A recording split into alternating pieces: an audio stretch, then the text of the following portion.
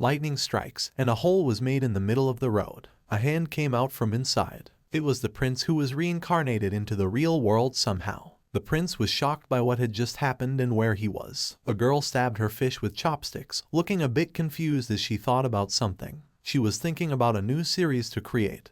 But as it turned out, she couldn't think of anything new. She had a deadline of a week, and before that, she had to come up with new plans. This was making her crazy. Miss Park noticed that Yoonsu was eating alone. Yoonsu was the girl worried about the new series. Miss Park asked if she was not supporting their Joan of Arc. Yoonsu was eating alone there. Miss Park asked if Yoonsu wanted her to sit and eat with her. Yoonsu didn't insist on her sitting there and eating with her as she was almost done with her food. Miss Park didn't say much either. Yoonsu was famous for such things, and Miss Park started laughing at Yoonsu. Yoonsu got angry at her laugh. Yoonsu was the kind of girl who always left work on time and was the first to go home, while Miss Park had to work even after dinner. Miss Park was taunting Yoonsu. It turned out that Miss Park didn't like Yoonsu. Miss Park called her Joan of Arc an outcast and wondered how people like someone so unlikable. Miss Park, Ji-young, was the manager of the operations department. She was like a ruler of the female employees. Miss Park liked to pass comments on other women and harass them for fun. Overall, Miss Park was a pain in the head. Yoonsu was getting angry, but as she was an adult, she couldn't behave like that, so she started consoling herself by thinking about inner peace. She remembered that the Vassar's Prince series ended the day before. A few girls were talking to Miss Park about whether she had read the second Prince book or not. Another woman at the dining table had not read the book, but she was reading the first Prince book. Miss Park had bought and read it already. Miss Park seemed not to want to wait for the book to be free. The other women wondered if the book was good or not. It was another book with the context of a parallel universe. The book was about how the prince took over the body of a prince in another world. Yoonsu placed her fork down and smiled in a creepy way. She suddenly got happy after hearing Miss Park's words. Yoonsu had a hobby that nobody knew about. She was an author, but in the daytime, she was just a normal worker. Her secret identity was the popular fantasy author Vassar. The Prince series was the most read, with 70% of paid views. It was a fantasy romantic story. The first Prince and the second Prince were both successful stories and started a new revolution in genre stories. Both stories were written by Yoonsu. Yoonsu knew Miss Park just pretended to work all day, but she had no issue with it. Miss Park wondered why Yoonsu was laughing alone. She left first as always and said goodbye to everyone. She left on time and in a good mood. She was thinking of writing as soon as she got home. Her editor called her on her way home. He made sure she had left work before they talked about it. The editor told her about the synopsis of her next work. The editor liked the coming-of-age stories that were in trend. She was amazed to hear that. The editor wanted her opinion on continuing with coming of age, but they thought she would go for the third prince. She did consider the thought of the third prince. The third prince's main character was a villain but still very popular among people. It was true that the villain was popular, but she wanted to try something new that focused on a female protagonist. She knew that even the editor and her thoughts were similar. The third prince was the most popular villain among people, and they were expecting her to work on the third prince. But she was not sure about it. She had had enough of writing stories of people being reincarnated into the real world. She wanted to grow as an author, so she needed to try something new. She saw a few people talking there. Someone was guiding everyone to stay aside. She wondered if there had been an accident. A hand patted her shoulder. It was a girl who was thanking Yoonsu for her second prince. The girl was Gaeun. She was the daughter of Yoonsu's landlord. Gaeun had failed her college entrance exam, so she was taking a gap year for preparation. She also knew Yoonsu's real identity. She was glad to have a fan, but talking to her about writing in public wasn't good for Yoonsu. Yoonsu asked Gaeun what had happened there, an accident or something. It was a sinkhole in the middle of the road. It might have happened because of the construction that was going on there. They might have hit something, and the sinkhole occurred. Gaeun was excited about the third prince, and she had a plan for a group cosplay of the third prince. Gaeun kept talking about Yoonsu's third prince and reincarnation series. She wanted to see a draft of it. At last, Yoonsu somehow managed to get out of there. She didn't want Gaeun to talk about Yoonsu's work in public. As Yoonsu left, Gaeun noticed something. She dropped her manga book as she was surprised to see it. A man in a cape with a royal uniform and an eye patch was standing there. She was very surprised that the man standing there looked so similar to the third prince. Gaeun got near to him, expressing her thoughts about his cosplay. She had never seen anyone cosplaying so accurately. He looked even cooler than the first and second princes, as if he had walked out of the book directly. Gaeun wanted him to meet Miss Lee as she would be surprised to see him. The third prince protagonist took out his sword and threatened Gayan, asking how she knew about him. He saw the book and wondered if she had written the book. She explained that it was not her, but rather the lady who lived downstairs who wrote it. He took a second and asked Gayan if he could have a look at the book. Late at night, Yunsu was sleeping in her bed when she heard a loud bang on her door. She woke up and wondered what the noise was about. She opened the door and wondered if it was another sinkhole. All those noises started making her nervous, and she wanted to move. She came into the corridor, but it was all silent there, with no source of the noise to be found. She was tired and thought maybe she should not sleep through her alarm the next day. By then, the second prince approached her from behind and covered Yunsu's mouth so she could not make a noise. She got scared. The prince was smiling. He had finally managed to get her, the one and only who had ruined the third prince's life. He pulled her into the room and closed the door. He stood there, blaming her for ruining his life. He didn't think that the person who would ruin his life would be a simple girl like her. She didn't understand who he was. She was scared out of her wits. She offered him money in exchange for her life. He laughed when she mentioned money and bent down on his knees. She was still scared of him. He wasn't there for her money. Yunsu asked him what he wanted from her. He looked at her, took out his sword, and with a creepy smile, looked into her eyes and said he wanted her head because she was a devil to him. She was so scared and went pale. He called her a pathetic wench. He stood there in front of her with a scary face. She started crying, wondering why this was happening to her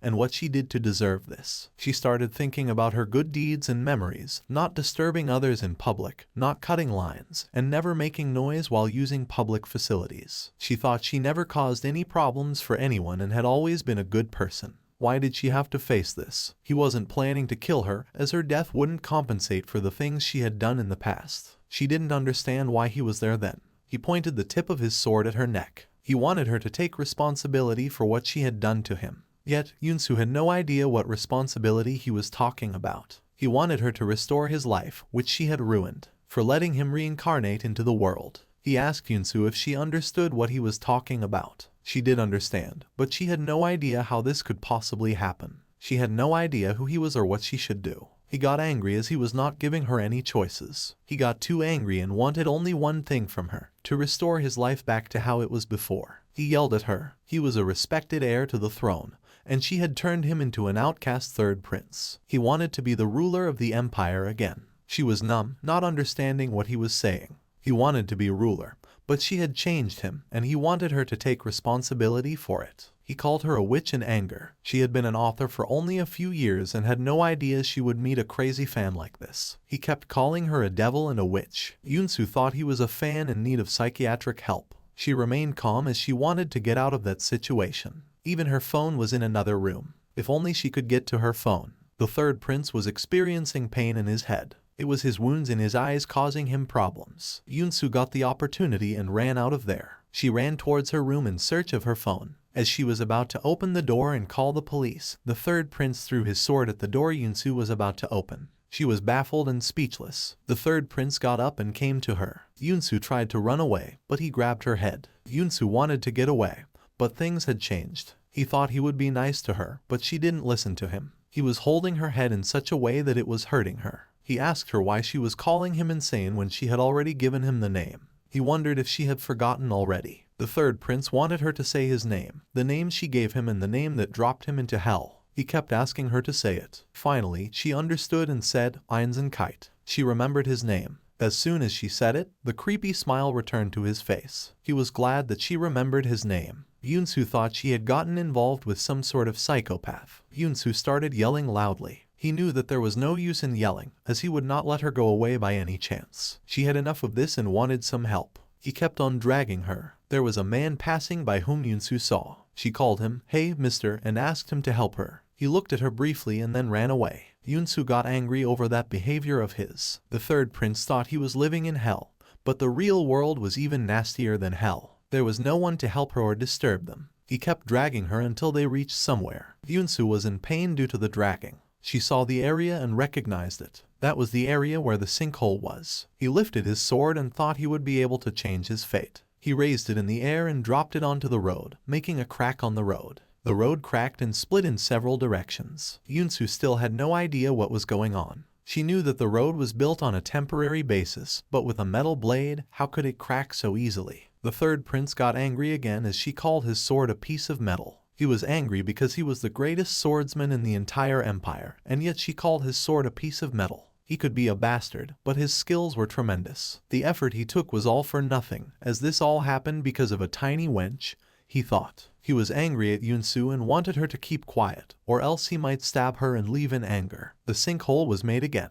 The third prince took a deep breath and asked her if she was ready to live with him. Yunsu was shivering. To Yunsu, he seemed like a psychopath needing treatment, and she told him that he had lost touch with fiction and reality. He came to her and shut her up. He pushed her with his feet, and she fell into the hole. She thought she was about to be murdered by an insane fantasy novel fan, but she kept falling into the hole without reaching the ground. She remembered everything about the incident and how the third prince came into her house. Then she woke up, breathing heavily. A man was there in front of her as Yunsu woke up. He said he was pleased to meet Madam Witch. He was the third prince's right-hand man, Parrot. Since she had created him, she already knew about him. She was still in shock, not understanding what was happening to her. Parrot noticed that Yunsu wasn't so different from them. He thought witches would look different. Someone knocked on the door, asking for Parrot. It was the third prince, angrily asking if the witch was awake. Parrot said they were waiting for his master, Kite. Yunsu thought they were cosplay kidnappers. The third prince didn't understand what she meant. She started explaining how he kidnapped her and dragged her out of her house in the middle of the night. As Yunsu kept speaking, she noticed that her legs were tied to an iron chain to the bed. She started screaming that they had kidnapped her and chained her to the bed, asking about basic human rights as if they knew. She started screaming, calling them both perverts and yelling for help. They both stood there looking at her. The third prince had enough of her being too loud, as he couldn't talk when she was too loud. The third prince was so close to her that she could see him clearly. He was tall, his gaze was sharp, and he had the same red hair. She couldn't believe it, but it was him. Nobody was cosplaying. He was the real deal. She wondered if she was in the novel. She calmed down, and the third prince noticed that she wasn't as afraid of him as she was earlier. Even though she was afraid of him, she pretended not to be and asked him why he brought her there and if they were really in the novel world. She threatened him that if they kept harassing her, she would turn him into a third party. Upon hearing this, the third prince got a little angry. He grabbed the chain tied to Yunsu's legs and pulled it towards him, dragging her on the bed and harassing her. It was hurting Yunsu, but the third prince was angry with her and wanted her to listen carefully. He asked if she wanted to get out of there, and she nodded. There was only one way to get out of there, and that was to restore the third prince's life to how it was before. He wanted her to make him emperor. The third prince knew about the first and second prince's stories, but little did Yunsu know that his brothers were feasible before she mentioned them in her novel. Everything was still confusing for Yunsu. The souls of the first and second prince were from other dimensions in time, so why did she turn him into this? Yunsu wanted the third prince to be as bad as he could be. The third prince reached his hands to her hair, slowly saying that both of his brothers became heroes throughout their lifetimes in empire ruling. But for him, she turned him into a villain. He wanted to be a hero as well, and she did unfair to him. Parrot was amazed that they were living in a book of words. Also, it was difficult to bring Yunsu inside the novel for Kite. Kite was upset due to what Yunsu had done to him. He was so upset that he wanted to take his sword and kill her. Everything that had happened to him was all because of Yunsu. It was all her fault. Kite blamed her and grabbed her shoulders in anger. He remembered the competition with the second prince in horse riding. Kite's horse had always been calm, but on the day of the race, his horse was suddenly spooked, and he lost. He remembered it and laughed about it. But Kite was losing his temper. The second prince didn't even know how to ride a horse, but he was able to win the race without any issues. Kite knew that something was wrong since then. Because of Yunsu, he had to face so much shame. But he wanted to talk about the main issue. Yunsu thought this was the main point, but it was just a small conversation. He wanted to become the emperor instead of his brothers, and then he would send Yunsu back to where she came from. Yunsu had no clue how she would be able to do it. Making a villain a hero and turning it into a good story isn't everyone's cup of tea. But Yunsu had to listen to everything he said, as he was mad at her. She agreed to his demands, but she was mad that they had chained her to the bed and treated her like an animal. She had no interest in running away from there. They chained her as a preventative measure. Even if she was a witch, she would have made herself free. But what would Yunsu do after that? Even though Yunsu created that world, she was not familiar with it, meaning she was not able to do things on her own. So that was just to set the stage, and he wanted her to cooperate with it. She got angry, calling them jerks for playing with her. She directly denied their demand and even said that she could make him a beggar rather than an emperor. Kite understood that she was trying to negotiate with him. He knew that she was not in a position to negotiate, as he could have killed her there without any hesitation. She agreed and asked for a pen and paper. They gave her an old-style pen and paper, which she was not used to. The sheet didn't seem like paper, and the bottle of ink was too small. Even though things were different in the two worlds, Kite didn't know about Yunsu's world's paper and ink. The bottle of ink was costlier than usual. Yunsu should be grateful that they had that much in the castle. She should know where she was, Kite said to Yunsu. She understood they were in the novel book. It was the northern area mentioned in the book, a beautiful land, the capital city of the old Pharasean Empire. It was home to many giant forest trees, but due to the wars with Vadable, the country beyond the forest, many trees were burned down, causing the land to become barren. All that was left was a castle on the land and rocks on the ground without any trees. The northern territory was the coldest and ruled by the third prince, Kite. That much she knew about it because she was the one who created it. She started thinking, and he asked what she needed.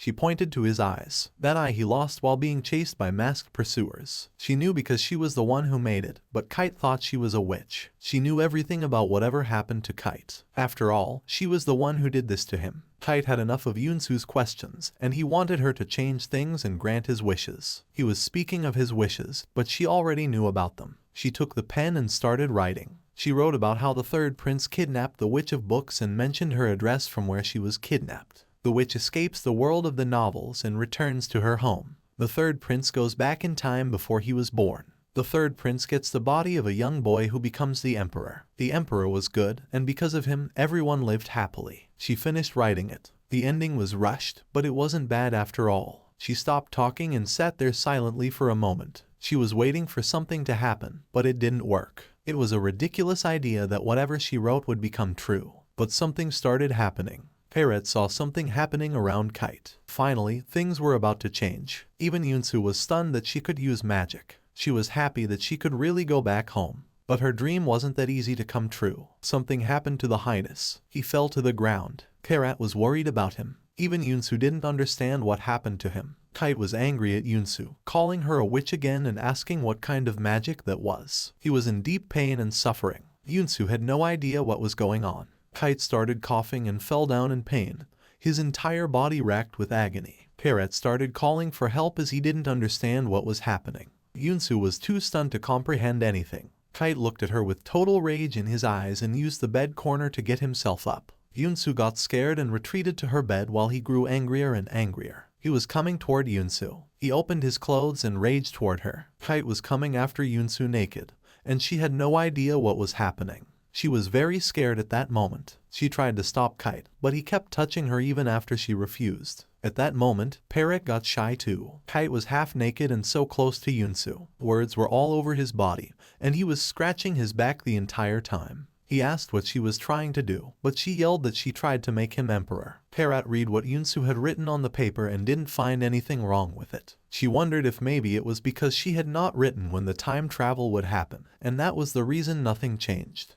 Parrot suggested that the witch should try again, but the scratching pain was unbearable, and Kite was not happy with this idea of Parrot. Parrot advised him not to be weak about it. He had brought the witch from another world to his world, so he should use her. Kite agreed, and Parrot asked Yunsu again. It was almost evening by the time she kept writing. She didn't see any progress at all. Not only Kite but her writing had no effect on Parrot either. Kite's thick skin was the reason he was scratching his body, but Parrot was in deep pain. Even after writing that she wished to be released from the chain, she was not able to get free. She was tired of it all and wondered why she had written the novel in the first place. There was nothing she could change now. She wrote that she wanted shorter hair, and magic happened. She got shorter hair. Her wish came true, and she liked it, but she had no idea how it happened. She looked at the chain. It was still tied to her, which made her even angrier. She wondered why it didn't affect any other people or objects but was able to affect her easily. After thinking about it, she found the right way to use it. She was the one who made that novel world, and the ink and scroll were made from her imagination. She was affected because she was not part of the world after all. She got an idea to do something.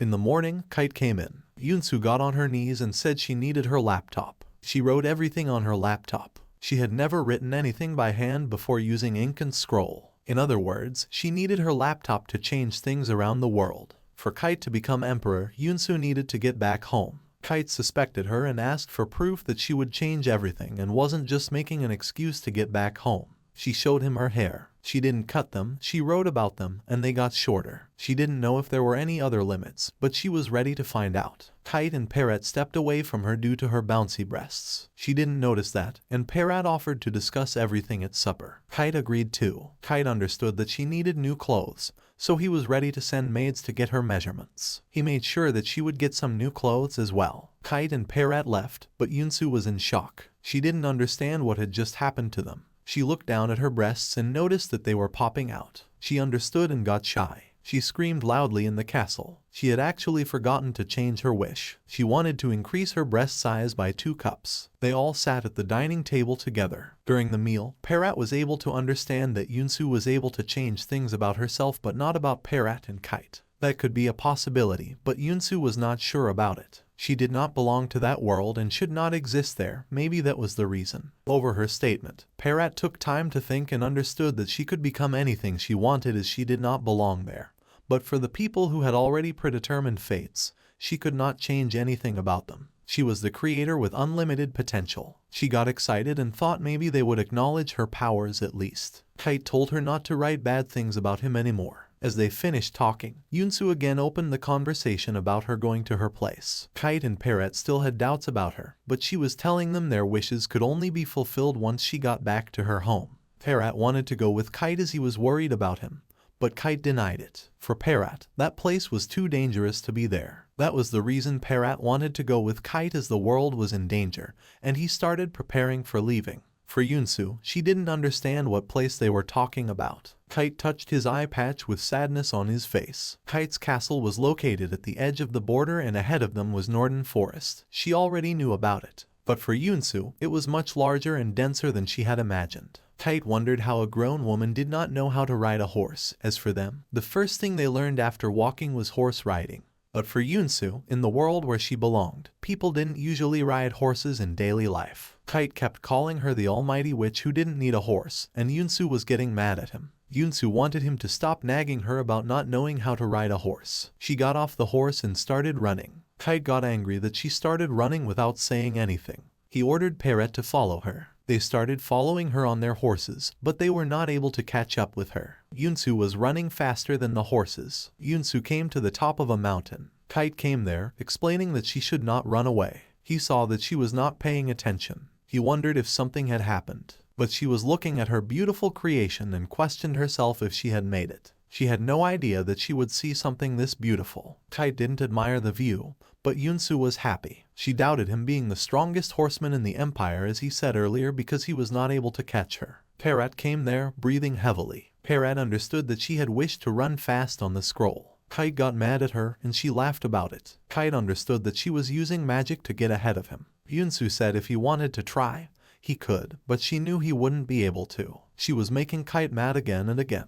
They decided to keep going as the journey was about to end. In the evening, they came to a place. Kite got angry and stabbed his sword into the ground. He was angry that something was missing. She asked him if he was sure about the place, but Kite was so sure about it. He had almost died in that place, and that was the same place where he lost his eye. But there was nothing. Even Kite had no clue about what had happened there. He remembered how once he was surrounded by a bunch of people and one of them attacked his eye. The one who stabbed his eye was laughing at Kite. He called the third prince's swordsmanship skills a bluff and rumors. Parrot got mad that they didn't know who they were fighting against. The person who attacked knew it was the third prince in line for the crown and the troublemaker for the imperial family. He mentioned that Kite was born to a maid. Kite asked him who sent them. For Kite, there were so many people who wanted him to go away. The man wanted to kill Kite and hang him publicly for his sins, but the one who sent them there wanted them to do it silently. Kite somehow recognized the voice but didn't understand where he had heard it. They warned him to prepare himself to die. Kite was used to people blaming him for everything. He wondered for which reason he was blamed this time.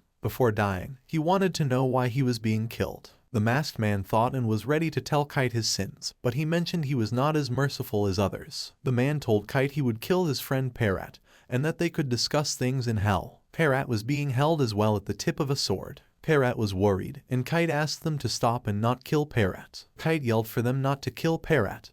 He was the one they were looking for. The masked man wondered why Kite didn't talk about the people yet was worried about his servant Parrot. Even after that, the man was ready to grant Kite's wish and ordered his men to kill Kite. Parrot got more worried about Kite. He yelled to stop them, but he was being held. Kite sat there holding his eye with one hand and thinking that these could be his last words. All of a sudden, the land started cracking. It felt like an earthquake to everyone. Everyone got scared and wondered what was going on. The land below Kite cracked, and he fell into it. Parrot ran to help Kite. Parrot was able to catch his hands but struggled to pull Kite up. Meanwhile, the masked man ordered his men to leave from there. The prince and his servant were not killed, but they were in a situation where they could not survive. Those men ran out of there as quickly as possible. Kite was struggling and felt that Parrot might lose his grip and he would fall into the crack. Parrot was not able to hold on, and Kite slipped. He fell into the crack. After that, he woke up in Yunsu's world. Yunsu, Parrot, and Kite were discussing how he got into Yunsu's world. For Kite, when he woke up in her world, he thought he was dead already. He asked her which death was more likely, to die by the sword in the battlefield or by the crack made in the ground.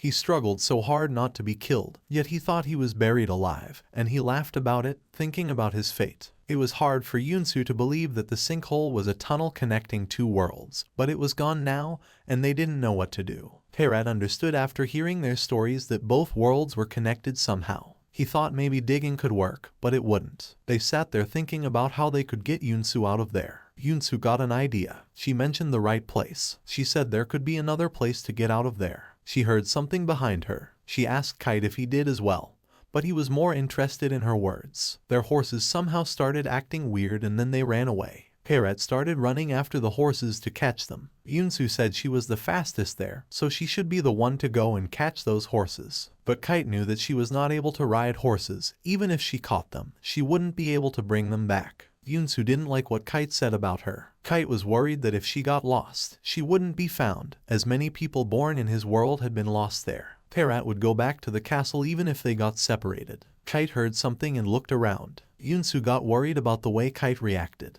He took out his sword. Something bad was about to happen. He felt it and asked her to be silent and not to make any noise. Steps were heard walking towards them. A few people came out from inside the jungle. They were looking for something. Kite and Yunsu hid in the bushes and watched them leave. They were bandits. They roamed around the entire jungle and caused mayhem to whoever they met. The bandits were already carrying something with them, and it looked like they had already gotten something. Kite knew that they would find them there, and he wanted Yunsu to climb up a tree. Yunsu worried about how she would climb up there. He pushed her up the tree and climbed after her. Somehow they managed to get up the tree. She started feeling shy as she was too close to him, and Kite was trying to be as quiet as possible. They tried not to make any noise until the bandits left. Those bandits kept on moving from there. Kite noticed that there were about 20 bandits, and he was trying to avoid unnecessary combat with them as he was with Yunsu, and had to protect her. One of the big fat bandits sniffed a pleasant smell. His mates asked him what he smelled. He was able to smell something good, like women's perfume. The bandit was getting a smell of Yunsu. Both Yunsu and Kite got in trouble. The bandit's mates thought he'd gotten fooled. Why would a woman be in this creepy jungle? The fat guy even mentioned the smell source in the tree they were climbed on. Kite and Yunsu kept watching them from above. His friend asked him to stop his nonsense and even made fun of him. They called him a dog sniffing in heat. Kite told Yunsu not to even think about going down, as Kite wouldn't be able to fight against them. Yunsu had no worries as she thought they wouldn't be able to see them, but the tree suddenly started shaking. The big fat guy was cutting down the tree they were on. Other bandits got mad at him for cutting the tree and thought he might be drunk. The guy was determined that he had smelled something. They both got into trouble. Yunsu got more worried and shy as Kite was holding her more tightly. Kite and Yunsu saw them arguing with each other over something, but Kite knew they were not arguing. He was more worried about something else. The masked bandit got mad at the guy for doing nonsense there and ordered everyone to leave. Women were not important to them. They were worried about something else that might come out. Yunsu saw them leaving with a confused face. She didn't understand why they suddenly started running away from there. Kite knew they would be in trouble if they stayed there. They were about to go down, but suddenly they heard a roar. Yunsu got worried. She heard someone asking for help from the jungle. Suddenly the voices stopped and a big foot with sharp nails appeared out of the jungle. A few monsters with glowing eyes and big feet appeared out of the jungle. Yunsu had no idea about them. Kite was surprised, as she was the one who made that world and she was responsible for making them as well. But Yunsu had not made anything like them. She never wrote anything about monsters in the original story. Kite suddenly asked her to be silent. If they kept talking, those monsters might find them and they would be in big trouble. One of those monsters was sniffing a smell and came near the same tree they were climbed on. He roared at them. Kite and Yunsu both got panicked. Kite understood that thing wasn't good for them. Suddenly a large group of monsters came running into the jungle. They were huge in numbers. Both Yunsu and Kite had no idea where they came from. She wondered if bandits brought them there, but Kite was not sure about that. Bandits started to appear after they took over the northern forest as their base. Yunsu still couldn't believe that those monsters were real, but she was the one who created the entire world, and yet she had no idea about them. But the truth was, Yunsu hadn't created them. Even Kite was shocked now. She never mentioned anything about the monsters in her stories. She only wrote that the forest was cursed and sunlight never reached the ground, and that bandits living in the forest were vicious criminals. Kite wondered what curse she was talking about. She didn't use the word to have an explicit meaning of curse, but thought it would create a creepier atmosphere. Kite understood that those simple words were the reason behind those creatures. A simple description can make a huge difference, he noticed. But for Yunsu, it wasn't as simple as she thought. There were many things she wrote but had no clue about them. Suddenly rain started and lightning struck. Nothing good was happening that day. It all happened all of a sudden. Yunsu noticed that monsters were going away from there. Yunsu thought this could be their chance to get out of there and go down, but Kite stopped her. She wondered why he stopped her. He pointed to the dark muddy water on the ground. A monster stepped on it and sank inside the dark, thick muddy water. Yunsu got scared. Leaves hold a lot of moisture, and when it rains they turn into swampy pits. If she stepped on it, it would take all night just to escape from there. Yunsu was worried about Parat, if he could find them there, but in a situation like this, Parat couldn't even ride a horse. It's like a suicide mission. Yunsu had no clue what to do, so Kite told her to spend the night there. He told her to spend the entire night in the tree. She was not ready to spend all night there with Kite. He got angry and told her she could spend the entire night in the mud with monsters and deal with them on her own. She had no clue about all the people there, but she had to spend the entire night with him in the forest. The rain was getting heavier by the minute. Kite made something that she hesitated to sit in, a nest. She wondered if they were going to sleep in that. For him, it was perfect, and he had no issues sleeping in it. She agreed and didn't question his work. It looked like a bird's nest to her. They slept beside each other on their backs. Something stabbed her, and she started making noise, causing trouble sleeping. Again, a raindrop fell on her neck, and she felt cold and started making noises again. Kite got angry and told her to be quiet and sleep. She had never slept in such a place and was not used to it. With anger on his face, Kite went to sleep, thinking that Yunsu made this world in such a way, and yet he had to suffer. But he was thankful that Fairyson turned into a strong kingdom. A fool who couldn't even do basic math became an expert in trade all of a sudden, and a lazy guy became a swordmaster. Fairyson became richer with every passing day, turning into the kingdom's growing power. But he was sad about what his father said to him. His father never acknowledged him as his son. Rather, he wished Kite had never been born. He wanted Kite to get out of his sight. Kite never understood what he did to deserve that. People spread rumors about the third prince. If they looked into his eyes, they would be cursed, and his hair turned red due to the people he killed, holding the blood of those victims. He remembered the time when he was about to get killed by those masked men, and Parat was being killed too. He woke up and sat there in fear. It was just a bad dream he had. He hadn't been able to sleep for so long, all because of Yunsu, and he blamed her. She was shivering in the cold, he saw. She felt so cold sleeping there. She was trying to hold her sneeze because it would be loud, and Kite would be mad at her again.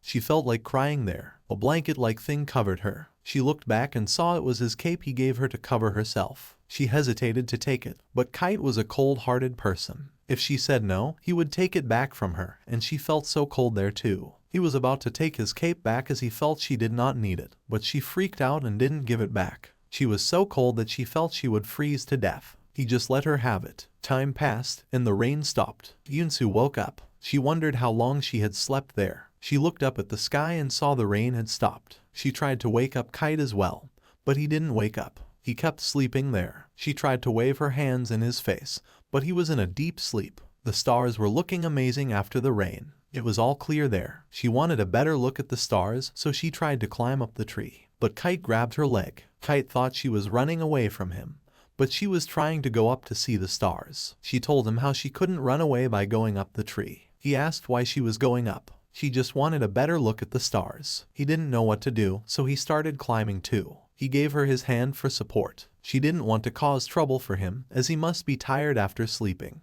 But he was a nerd who wouldn't ask twice. They climbed up the tree and sat there looking at the moon together. She felt amazing. He noticed that it would take a week by horse to reach the southern border, but the emperor's palace was only a 3-day ride. As he explained, the princes managed their territories as well, but Yunsu already knew that the first prince managed the southern part and the second prince managed the east side. The same goes for the third prince and princess for their areas. He was impressed by her knowledge about their kingdom. He looked at her with a smile, and she felt shy. He held her hand and asked her name. All this time, he had been calling her witch, but now he asked for her real name. It was Yunsu, but she wanted him to call her Vassar. He liked her name, Vassar. She was fascinated too. For him, it was easy to call her by her name now. But she wanted him to compliment her. She noticed his smile. He was smiling there. She felt shy seeing him smile. They sat there for a moment, and he asked for her last name. She didn't have any last name. He wondered how, as in his world, couples give their last names to their loved ones, and it was considered a sign of love. He asked if that was the tradition in her world, but it was not. He felt pity for her. Even for Kite, it was romantic to give their last name to their loved ones. She looked at him and her face turned red all of a sudden.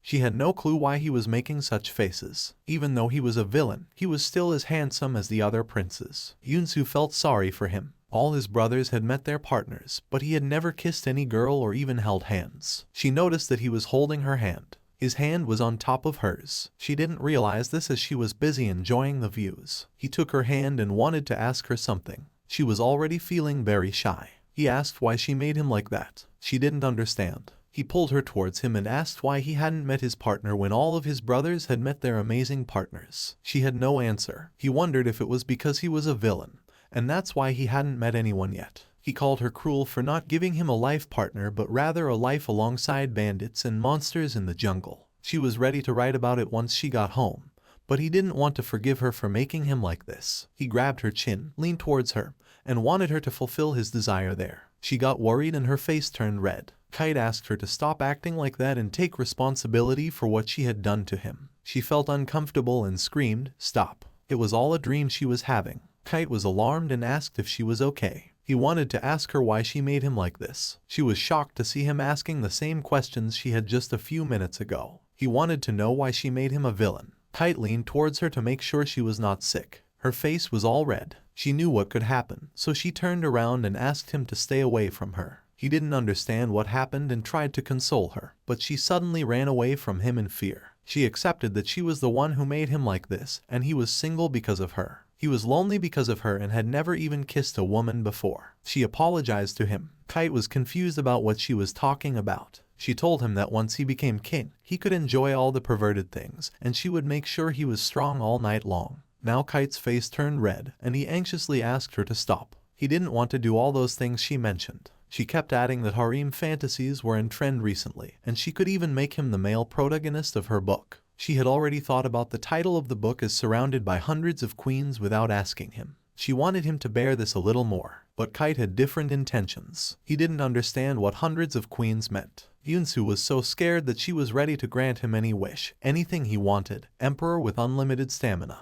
In return, she wanted to get out of there. Kite got angry at her as he had some morals, and he was of royal blood. As a prince, he did not desire such things. Even after clearing his side, Yunsu didn't understand him and kept offering and begging him not to think about her. Yunsu wanted Kite to take her as a friend, a guy friend. She was sliding back away from him. Kite noticed it and ran to save her as it was dangerous for her, but she was afraid of him. She fell down, and Kite ran to grab her but missed, so he jumped with her. He hugged her in the air, covering her head with his hands. Many branches were broken due to the impact, and they fell into the mud. They were both injured, groaning in pain. She woke up, lying on top of him. Yunsu saw that he was very angry with her. She quickly got up and apologized. He understood that Yunsu was thinking he might do something disgraceful to her. She did think about it because they were in the deep forest, alone, and he had a weapon. Kite had had enough. To protect his dignity, he stated clearly that he would never do anything to someone who didn't even look like a woman in the first place, especially not her with short hair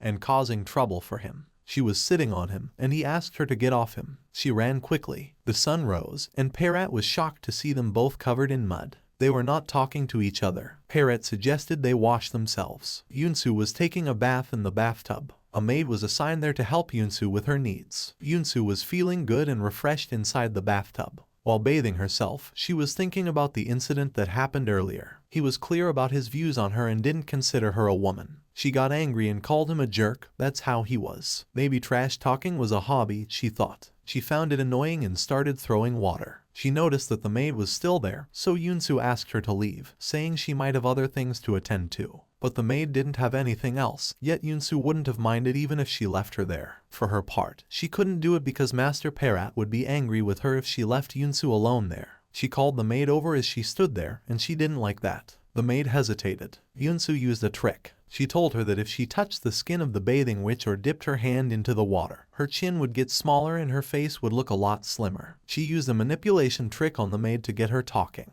The maid quickly ran towards Yunsu in excitement. They started chatting with each other. The maid's name was Doris. Yunsu asked Doris about the prince living there alone and how come his mother does not live with him. Doris and the other people there were shocked by that too. The first prince had already summoned her even though they hated each other a lot. None had expected that to happen. The first prince and Madame Law hate each other so much. Everyone knew that whenever the first prince and Law met in the palace, they might fight with each other. Yunsu wondered why they hated each other. It was because the first prince was going to be the next heir, but Law wanted her son Kite to be the heir, and that was the reason she hated him. She remembered that she had added Madame Law just to show how heartless Kite was, but she had never written anything regarding the first prince, so why did they end up like this? Just like monsters, she had never written about them, but they were there. How? She had those questions running in her mind. It seemed like the story was developing on its own. Doris was helping Yunsu get dressed, and Kite was waiting for Yunsu in the study room. Doris had already picked out an outfit for Yunsu. She had chosen a dress that made her breasts look smaller and her legs taller. Yunsu didn't seem to be happy about it. The three of them sat at the table together. They wanted to start as they all sat together. Parrot understood the situation. In order to make Kite the emperor, Yunsu needed her tools, which were in her world.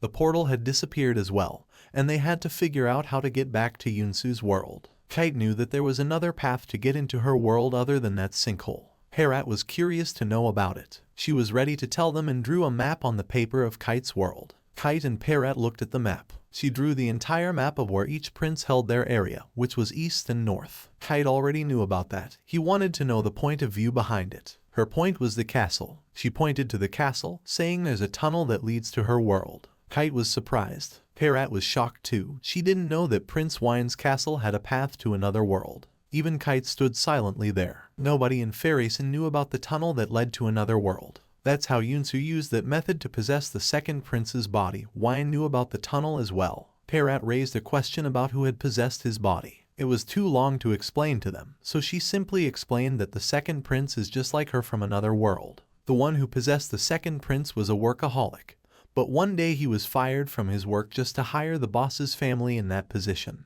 And that was all his backstory was. He got drunk due to that and climbed the mountain. He lost and got a cave to spend the night there, but he passed out and came to the novel world. And when he woke up, he was the second prince. Parrot pointed out the incident to Kite. There was a time when the second prince suddenly disappeared from the palace. Kite was there too. The second prince didn't want to learn sword lessons, so he ran off. Even after the lesson, the second prince was not found in the entire Fairyson. That was a state of panic. Someone spread a rumor that the second prince had been kidnapped, and knights were assigned to find him. He was later found in the eastern forest with a wound on his head. There was a cave Parrot knew. That was the cave Yunsu was talking about. That was the reason why the second prince chose the eastern side and let the first prince have the southern side, which everyone wanted.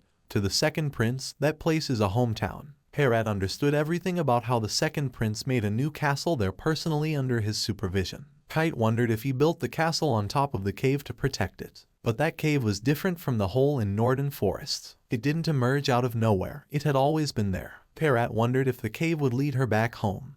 But Yunsu was not sure about it. She knew that the cave was much better than going into the jungle. Kite doubted the cave's existence, whether it's there or not. If someone has not destroyed it, it should be there. Yunsu, with anger and a roar, decided to go to the second prince's palace to check it out. Both Kite and Parrot were numb at that point. She knew something had happened, and they may not go there. There was some issue. She didn't understand why. She knew that Kite had some good terms with the second prince. It was but Master Kite wasn't always like a holding back person. She wondered what happened. Before anything, Kite said it was all his fault, and he started it. The divorce was his fault, and the second prince was picking a fight with him. She yelled at them about what divorce they were talking about. Yunsu made him look like a good guy, but she couldn't believe that he cheated on his wife. He didn't just cheat once, but rather the entire Phaeton knew that the second prince liked women. Kite wondered why she made him like that. Yunsu got angry that she never wrote anything about him. She never wanted the second prince to cheat on his woman. Yunsu gave him good flirting skills so he could be good with his wife, and they could have great chemistry with each other. Kite understood how things turned out wrong. Yunsu was worried that if they could get inside or not. They can't, but still, they need to go inside. Parrot suggested a way to get inside. Parrot pointed out that the Earnest Festival would be held in a month. Kite was not much interested in that festival, as always. Yunsu was familiar with the festival as well. She knew that it was one of the festivals held in Phaeton. It is held in different places every year, from north to east, south, and so on. But luckily this year, it was going to be held in the east, right in the prince's castle. And there is an essential role that is required to get entry into the festival. It was the role of the Flower Knight. Kite got pissed because he knew he had to perform that role. Only a person from the royal family can participate in that role. Yunsu had no clue regarding the Flower Knight. She knew about the Earnest Festival in the first prince's story, but she did not remember anything about the Flower Knight. Only if Kite takes part in the Flower Knight can he officially get into the castle without any suspicion. But Kite wasn't ready for that. Every year during Earnest, Mittelloren sends their delegation, and a princess attends as a part of the delegation. A knight is assigned to escort the princess as a show of appreciation. That is the Flower Knight. The Flower Knight is just an ordinary guard but has to always be with the princess. He should guard her while traveling and act as her partner at the ball. He should also join her during tea parties. A Flower Knight isn't just about escorting her but learning about her to make things better between them. Kite refused and said he would just send an apology letter to him.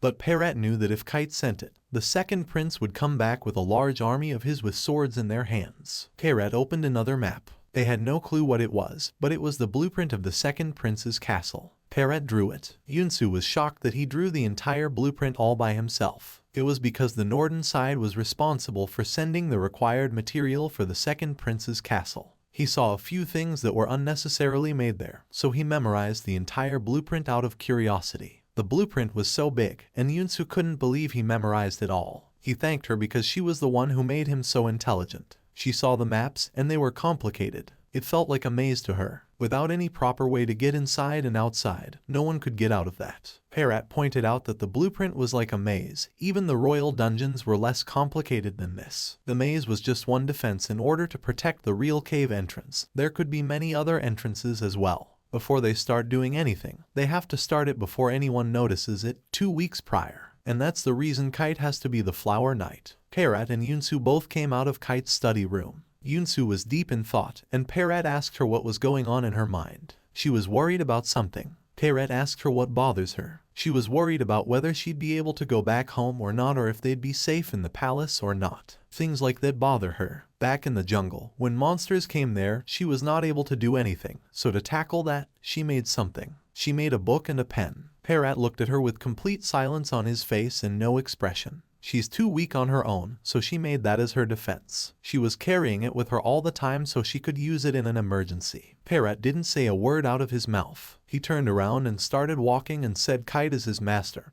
He would do anything to keep him out of danger. He was making sure to get everything in the enemy territory and accused Yunsu that she could run away after getting the chance. Yunsu got confused. She yelled at him, saying why would she run away? She's an essential ally to the third prince. Parrot suspected her. He reminded her of the first thing she wrote on the paper. She wrote to run as fast as she can so nobody could catch her. Is that a power that an ally would really use? Yunsu didn't say much. Kite didn't think about it much, but Parrot did. Parrot said that she has more affection towards the hero like a second place but less affection towards him and Kite because they were only a stepping stone for the second prince to reach the happy ending. Yunsu was sad about the words Parrot said to her. Suddenly, he apologized to her for being too rude and harsh. He left because he had to order the servants to prepare for the meal. Yunsu didn't say much but rather her first name. She told her first name Vassar. As Parrot was calling her a witch, she told him her name. He was stunned and then addressed her with her name as Madame Vassar. Parrot walked away. Kite was already pissed by the idea of being a Flower Knight. Parrot had already received a letter about the delegation from Mittelloren with the princess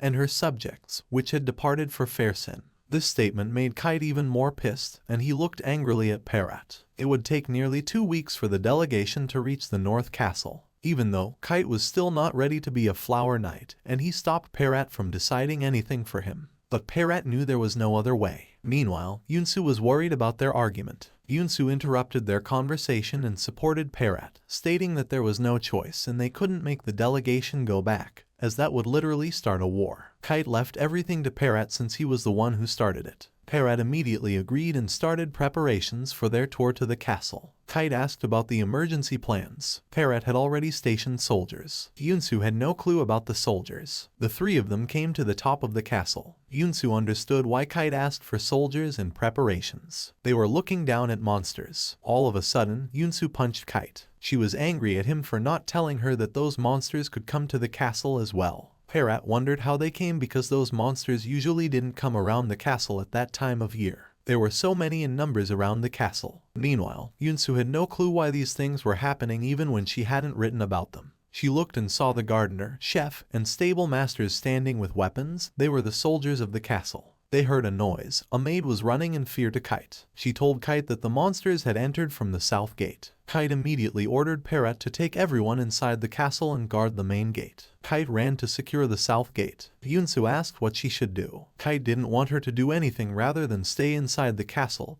and not cause any trouble. She got angry at the way he spoke to her. Yunsu wondered why he was going alone. He might not be able to fight all those monsters alone. Parrot didn't want to disobey Kite's order and told her to follow as well. Kite wouldn't allow anyone to go outside the castle. There were so many monsters, he might not be able to fight them all, and he shouldn't have gone there alone. Parrot shouted, saying she had to follow orders, and if she wished to be Kite's ally, she needed to follow his orders. Following orders made her mad as she was the author, but she was more worried about Kite at that point. She didn't just want to stand back doing nothing. Holding the book, she took Parrot's sword and ran away. She jumped off from the roof while Parrot tried to stop her from disobeying Kite's order. She jumped and landed safely. She tried to write something in the book. She doubted whether what she had written would work or not, but at that point, she was making a wish. She finished writing and started looking for Kite, calling his name loudly. Yunsu heard something from behind. She looked back and saw many monsters staring at her. She got all scared and sweaty. Holding her sword and shivering in fear, she still called for Kite. The monsters attacked her, but with a single slash, she was able to stop them. Yunsu was able to defeat those monsters all by herself. She couldn't believe she did it. She understood that her wish worked. The monsters were scared of her as she walked towards them, causing them to retreat. She had written herself as an overpowered main character in the book. She was more powerful than anyone. Yunsu kept slicing through those monsters on her own. Once she finished with the monsters, she started looking for Kite again. At the south gate, Kite was protecting his men. The men were trembling in fear, but Kite knew those monsters could sense their fears. Monsters were approaching them slowly, and Kite had no clue what to do. Suddenly, a slash landed on the monster. It was Yunsu, who was able to defeat the monster. She had found Kite. The flesh of those monsters was so gross to her. Kite was shocked. Yunsu greeted Kite when he was sitting on the ground, but Kite got angry at her for being outside the castle. Yunsu felt gross and thought she wouldn't get used to it. It was like chopping chicken skin directly. Kite asked her directly what she was doing outside the castle. Obviously, she was there to help Kite. She wanted to finish things there as early as possible before they talked. She was able to defeat all the monsters, and they were standing there on the top of the castle. Kite wondered why she didn't follow his orders. He was pissed that he had already ordered her to stay inside the castle, yet she disobeyed him and stole Parrot's sword. Yunsu totally ignored his question and rather asked for a sword from him. Kite was getting more pissed. Yunsu suddenly sat down and asked Kite to sit beside her instead of looming over her. Kite got more pissed off. He sat beside her, but he was angry. She felt bad. It was okay with her if he wanted to order people and maintain his dignity as a prince. But why was he trying to do everything on his own? Kite had no clue what she was talking about. She mentioned the earlier incident when he ordered everyone to stay inside when the monsters came. But one person cannot handle everything at once. Kite had no answer. The sun rose as they both sat there. Kite had thought he was alone, but if he wasn't alone, who was with him? Yunsu, in a sleepy voice, said there was Parrot and Doris. Kite noticed that she was sleepy. He realized he had her on his side as well. For the first time, someone had said this to Kite, and he was stunned. Kite held Yunsu from one side to keep her from falling. He sat there in complete silence as Yunsu slept. The only reason he did all this was to protect the people who were willing to live there with him and run the castle. When he saw those faces smiling at him, he got the idea that his life wasn't that bad after all. Yunsu was sleeping, and he asked her to wake up. It was his room, and he wanted to sleep too. Yoonsu was in deep sleep and wanted to sleep 5 more minutes. After that, she would go to work. She wondered where she wanted to go for work. She woke up and understood it wasn't her world. She woke up suddenly and sat on the bed. Kite was sitting beside her on a chair. She apologized for falling asleep while talking. It was Kite's room. She felt so comfy sleeping there, but a sudden pain in her hands appeared. Kite knew it would happen as she swung the sword too much yesterday. He said she should be thankful that she didn't harm herself. He was talking harshly to her, which she didn't like, but rather wanted a thank you from him. Kite opened his coat, showing his body. Yoonsu got shocked and yelled out of fear. He wondered what happened. She didn't understand why he was taking his clothes off. He took them off because he wanted to rest as well. Yoonsu wanted him to wait until she could leave so he could undress himself. He chuckled and excused his manners, but earlier when he was carrying her, she didn't flinch a bit. Yoonsu was pissed and shy too. She didn't ask him to bring her into his room. For a prince, it was extremely suspicious. From Kite's side, he was just like every other human. He didn't have the energy to carry her all the way to her room as she was heavy, and he wanted to rest as well. He asked if she had gotten the idea that she should leave now. She got off the bed. Before she left, he stopped her. He checked the bodies she was able to slice. Their bones were sliced like butter. Yoonsu didn't understand what he was trying to say. He didn't understand how she did it, as she didn't have the skills, and only a skilled person could do it. She thought and told him to see for himself if he was that curious. They stood on the ground, holding swords. Doris was worried about Yoonsu, as Kite was the strongest swordsman in the entire Fairyson. And even the strongest lady knight, Doran, had lost battles against Kite. She shouldn't do it. Yoonsu was confident about it. Before the fight, Kite asked her one more time if she wanted to give up. She didn't want to back down. Kite had enough of her. Since the day she came there and all those things happened with her, she should be able to escape from the enemy if she got caught, and also needs to protect herself from any danger. She knew her powers now and didn't want to be protected by her own created characters. So she wrote on the parchment that she wanted to be the most skilled swordsman who could defeat anyone. Kite thought her cheap spells wouldn't work on him as he was a master in sword fighting. She looked at him and took a strike. Kite tried to protect himself. He was surprised that she was powerful. She wanted him to know how powerful she was. She directly attacked him, making him move backward. Parrot got worried about Kite. Kite saw her sword. She was almost able to defeat him. Yoonsu understood that he was holding back, so she wanted him to attack with everything he had. She wanted to check how much power she held. With a flinch on his face, he raised his sword and got ready for battle. Yoonsu attacked him again, but this time Kite was able to dodge it and defend her attack as soon as she tried to strike. She was able to land some tremendous strikes on him, but Kite was able to defend her attacks without hesitation. He understood that Yoonsu had gotten faster. Her arms were so sharp in their attacks that even Doran would be no match for her at this moment. Kite let down his guard, giving her a chance to strike, and she made him bleed on his cheek. Kite found it interesting and smiled. He understood that Yoonsu had gotten strong. He granted her wish not to hold back and warned her as well. This is exactly what Yoonsu wanted from him. She took her place along with Kite to take his position. Kite raised his sword, and Yoonsu sensed that Kite felt different at that moment. He seemed like a different person. Kite attacked her while she was thinking, but somehow she managed to stop his attack. Kite was impressed that she was able to guard his attack. He knew that she didn't accidentally cut down those monsters. He had wanted to have a battle against someone really strong for a long time. Yoonsu somehow managed herself, but she regretted not learning this way before. He didn't understand her regret. She felt good swinging the sword. Again, she ran towards him with all she had and tried to stab him. But Kite simply sidestepped. Yoonsu thought she had gotten him, but she hadn't. He changed his position and bumped her with his leg, causing her to fall to the ground. Doris got worried about Yoonsu at that moment as she fell down. She called Kite a cheater for using his legs. But in Kite's perspective, what should he do when he's about to die? He has to trip his enemy. She was enraged and took her sword in the air, attacking him again. Kite stopped her attack and took out his dagger from his pocket, pointing it at her neck, saying it was enough for everyone. Yoonsu was shocked and terrified that he had another weapon too. She thought it was cheating to have 2 weapons against a beginner. Kite let her know that it's good to have knowledge about the enemy's weapons in advance. It's not cheating, it's a strategy. And she was not a newbie, she fought with him longer. Yoonsu got pissed and threatened to wipe the floor with his precious black cape. But Kite had no issues with it as well. That made Yoonsu more pissed, and she attacked Kite again as she didn't want to back down. She ran towards him, pointing her sword at him. He dodged it, and they kept on fighting. Again, she got bumped by Kite and fell down. Kite laughed at her, which made her more pissed. The gardener, chef, and Doris got bored of watching them, so they left. Meanwhile, Yunsu and Kite kept fighting. Neither Yunsu nor Kite were ready to give up.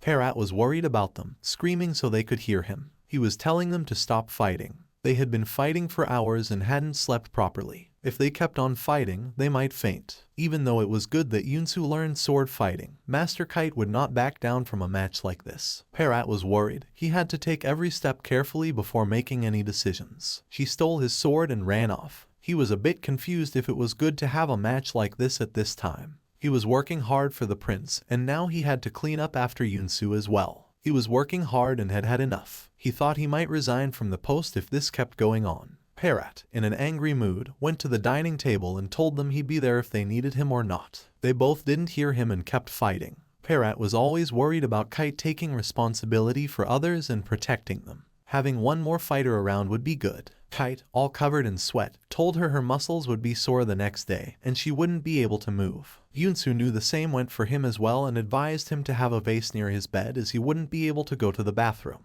They both were fighting against each other. Yunsu got mad as nothing was making any sense. She wrote herself as the strongest swordsman so she wouldn't lose against anyone. But Kite had tremendous skills, and he couldn't be defeated easily. Yunsu didn't like his self-proclaimed thoughts. Yunsu didn't know about his experience, so he put down his sword and gave her a demonstration. He threw his sword, grabbed her hand, and pushed her against a tree, both arms in his control. She tried to get free, but nothing worked. He took out his knife and put it on her neck. He wanted to know how she would escape if someone threatened her like this without having a sword. She had no idea what to say. She was struggling a lot to get free. But as Kite told her, without a sword, she was nothing but a normal woman. She had disadvantages in close combat no matter how much she tried. Kite knew that she would not win a match if she got caught, so rather she needed to write in the book that she had to get stronger. Yunsu listened to him closely. Kite smiled, seeing that she was able to understand him. She asked him why he was laughing all of a sudden. He was trying to understand her after the monster attack. He didn't understand why all of a sudden she wanted to learn sword fighting. What had caused her to do it? It was because they first ran into the bandits and then the monsters came loose. Kite thought she didn't consider him reliable enough to protect her and would let her be in danger in front of a few bandits. But that wasn't the reason why she wanted to be good at it. She didn't want to be a burden on anyone. Kite was surprised. She was trying to help him. She had the insecurity that if, while saving her, he got hurt and couldn't become the king, only he could send her back home. He was still holding her hands. She had lost that battle against him, so she wanted him to let her go. He leaned toward her and turned her head up, looking into her eyes. He wondered why. She didn't want to lose him as he was her ally, and also Perat would be mad at her as well. He didn't say anything but kept looking at her. He wanted her not to go away. She seemed beautiful to him, and she wanted to defend herself as well, so that was the reason also. Kite didn't say much. He loosened her hands and headed inside the castle as Perat was waiting for them. He confronted her, saying he never took her as a burden, not after the night she fought with the monsters. He said the sword and the short hair suited her. Inside the castle, everyone was running or had some work to do. They were worried about a guest. Before they arrived, everyone had to dress up the castle. Perat, out of nowhere, greeted her from behind. Perat told her she was right about everyone's hurry. She noticed that Perat wasn't looking good. He was tired and seemed like he hadn't slept. Perat had been working non-stop for 2 days straight as he had only a few days and no time. Yunsu was worried that if he kept working like that, he might faint. Perat wanted a favor from Yunsu. It was Perat's only one and life's wish. He asked her. She hesitated and asked him what help he wanted from her. He wanted her to dance. She had no clue what he was talking about. Perat wanted her to dance with Kite as he had never been to a ball before. Kite was pissed. He didn't want to. He was thinking of managing everything on his own. Perat pointed out that he couldn't embarrass himself in front of those princesses. The last time he danced was when he was only 10 years old. Perat did have a tendency to underestimate Kite. Perat knew that Kite didn't like it, but for the plan, Kite must learn to dance with Yunsu. Yunsu informed Perat that she couldn't dance either. Perat leaned towards her and told her to use the book. She got scared of his face. He knew how she was able to run fast and get good with a sword. Since she was able to do that, he wanted her to master dancing as well. Yunsu hesitated, but Perat grabbed her hands and requested her to do it. He had seen Kite swinging swords many times, but he wanted her to teach him to dance in a way that all the princesses would want to dance with him. Perat started crying. He wanted to see him like that before he could rest in peace. Yunsu got a clue that they were getting away from the original goal there. He again insisted, and she had no answer but to say yes. Both were dancing there. As they were moving, Kite mistakenly stepped on her foot, and she yelled loudly in pain. Kite got scared of that. She was trying to teach him how to dance,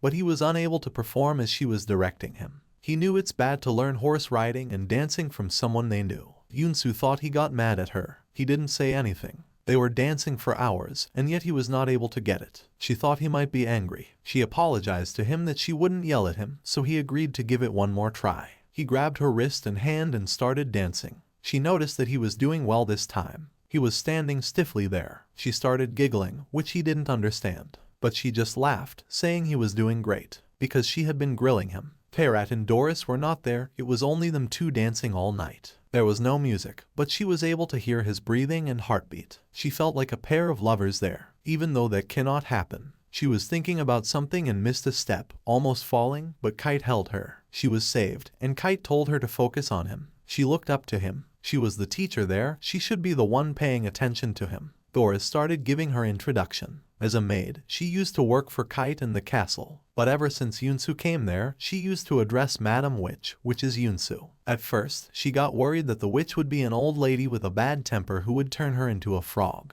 But Yunsu was much kinder and prettier than she expected. A lot has changed since she came there. The old and dull castle has somewhat changed into a livelier place, but the most significant effect was on Kite. He has changed a lot. He used to be serious and stern, but now he is a lot brighter, according to Doris. He used to yell at Yunsu for not informing Parrot or Kite. She had no permit to go anywhere without informing anyone. Yunsu and Kite had a lot of arguments together. Yunsu was amazing, as nobody had dared to stand against Kite like that. Doris never knew that Kite was capable of having so many feelings. She also discovered something interesting about Kite as well. As Doris was talking to another maid about eating something after work, she noticed something. She saw that Kite was standing on the ground, and Yunsu was looking at him from a certain height. They wondered what Yunsu was doing there. All of a sudden, Yunsu jumped at Kite. Yunsu thought she got the chance to attack Kite. Doris got scared, but Yunsu was wrong about that. Kite got away simply, and Yunsu fell down on the ground. Yunsu called him a coward for not attacking her back. Kite wanted her to learn that big movements aren't effective, and he wanted her to learn it by experience only. The maids felt bad for Yunsu. Yunsu kept on trying. The maids wondered if it was good to let Yunsu attack Kite like that, and then they went back to work. Doris thought the prince would get annoyed by her, but it turned out that he was kind of enjoying it. It was almost evening by then, and they were both still training. She fell on the ground. She was pissed. She wrote to be the strongest, yet she was not able to defeat Kite. Kite had told her the fight was all about experience, but she was only thinking about skills. Kite looked at her and said the book must be working as she looked fine. She yelled at him to be quiet. He nudged her forehead and lay down beside her. They were both very tired. She felt shy sleeping beside him, so she woke up. But he took her hand, telling her that it wouldn't take long. He pushed her towards him, and she fell down beside him again. He wanted her to stop fussing around. She was all red in the face. The ground was cold, so he was just lending her his arm. They calmed down and were looking at the stars. It was a beautiful scene for her. He looked at her and said that during the royal banquet, she made soup spill on his head. She did that in hesitation, she said. He was mentioning the things she wrote to him in the book, like how his wooden sword broke in a fight with the first prince, and he got humiliated by scholars due to the wrong book being delivered to him. He wanted her to kill him in the book rather than go through all this much. As for a villain, she hates this much. But Yunsu always cared about her characters. Kite found that she was a good woman, kind and good-hearted. He wanted to thank her for keeping him alive. Yunsu got a bit sad looking at him. Doris was seeing all of this and getting excited. Doris was unsure at first, but now she was sure after seeing the mood and the view that they might end up together. Parrot saw Doris sitting there looking at something. She flinched and left, saying she was doing nothing. She made an excuse that she had to wash some sheets. Parrot saw something. It was Yunsu sitting there and Kite sleeping on the ground. He looked a bit pale-faced. Parrot was worried about something. Kite was breathing heavily. He wanted to rest a bit, but Yunsu wanted to continue for one more time. Yunsu didn't want to give up so easily, but Kite forced her to stop as she was overexerting herself. She screamed that she was fine, but she somehow dropped her sword. She was out of power at the moment, and that's what Kite was talking about. It had been 2 weeks since those monsters attacked the castle. She was happy that nothing had happened ever since the incident, But since then, Kite and Yunsu had gotten attached to each other. They used to train for 4 to 5 hours a day and then practice dancing in the evening. She had gotten stronger, but due to too much strength, she felt exhausted every day and fell asleep as soon as she jumped into bed. Her palm was stinging. Kite asked her to show him. As he was looking at her palm, Yunsu was in deep thought. She knew that getting familiar with everyone, even with Kite, was bad because, in the back of her mind, she didn't want to go back home from there. She was happy and excited to be there with them, but she had to hide it each and every day. She was not able to forget, not even for a moment. Yunsu kept reminding herself that she was just a guest there who had to return home. Kite saw it and got to know that it was a scar. She wanted to go to Doris so Doris could apply something on the scar. Kite sat there on a big rock, telling her not to go anywhere and to sit beside him. He was carrying a lot of things because of her. He opened a box and wondered if she had forgotten what her real job was or if she was a fighter in her real world as well. She was silent, didn't say much, and didn't express anything much. He had no clue how it feels to be in another world, but he did understand that if she stayed longer, it would be tough for her to stay there. Her eyes filled with tears. She wasn't looking at him, so he asked her to look at him. She looked, and her eyes were filled with tears. He wanted to do anything he could to send her back home. He wanted her to believe in him,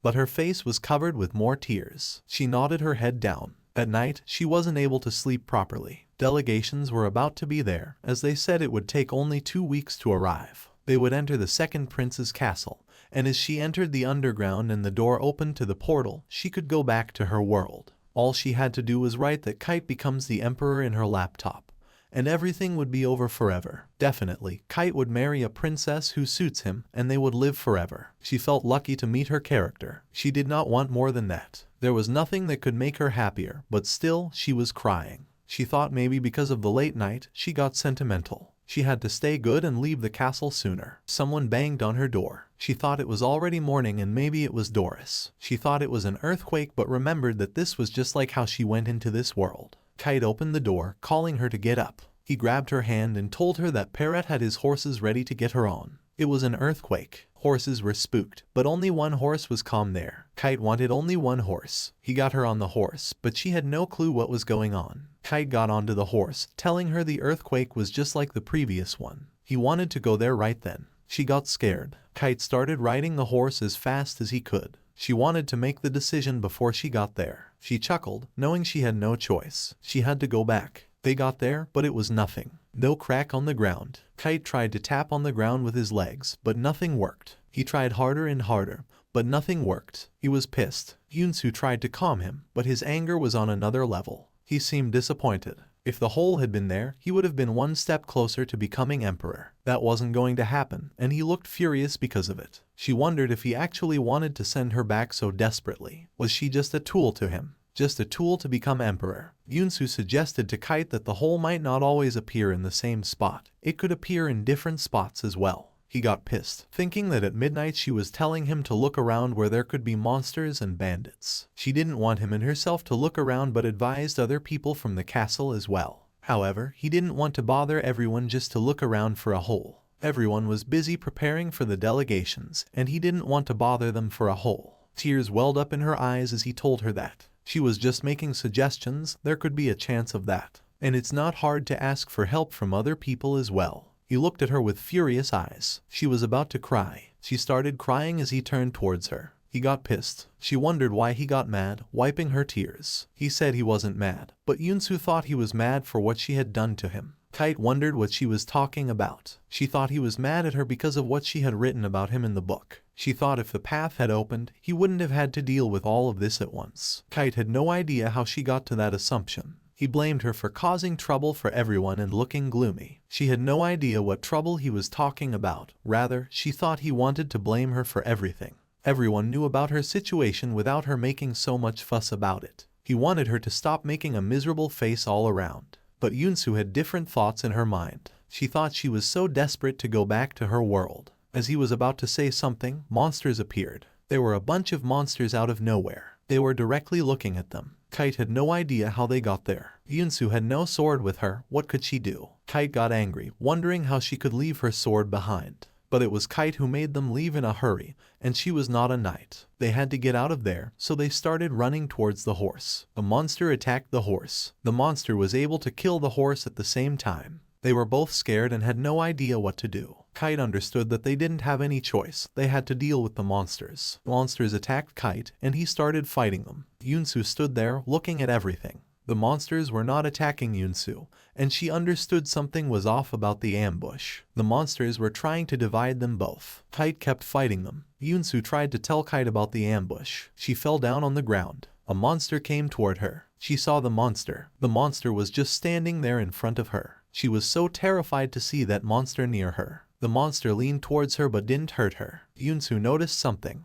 The monster was trying to say something to her. The monster barely said please to Yunsu somehow. Yunsu was terrified to hear it. She didn't understand how the monster was talking to her. Kite was surrounded by the monsters. He looked back and saw that Yunsu was surrounded by the monsters. He thought they were going to kill her, so he screamed at her to run, but the monsters attacked Kite. They made Kite bleed from his hands. Kite tried to defend and protect Yunsu, but there were too many in numbers. Yunsu saw him getting trapped by the monsters. The monsters trapped her inside them. She raised her hands towards him, but Kite was not able to save her. She tried to reach out, calling for Kite, but she was not able to as monsters blocked her way. She sat there wondering if she only had a sword or maybe her book with her, then she could have dealt with them easily. One of the monsters touched her back, and she got scared. She was again nudged by another monster. She was scared and annoyed. She didn't understand what they were doing. Neither had she ever created them. They all were making noises towards the sky. She wondered what kind of sound it was. Suddenly, she heard a splash from her back. It was Kite making a way through those monsters. She was happy to see Kite there. She wanted to go to Kite, but those monsters grabbed her clothes. Kite was angry and making his way to get to her. He saw that those monsters were stopping her from reaching him. He called them bastards and got more pissed. In anger, he let his guard down, and a monster from his back attacked him. Yunsu saw that the monster was about to attack Kite, so she ran towards Kite. Blood came out from the monster's attack. Kite was shocked. It was Yunsu who came in between the monster and Kite,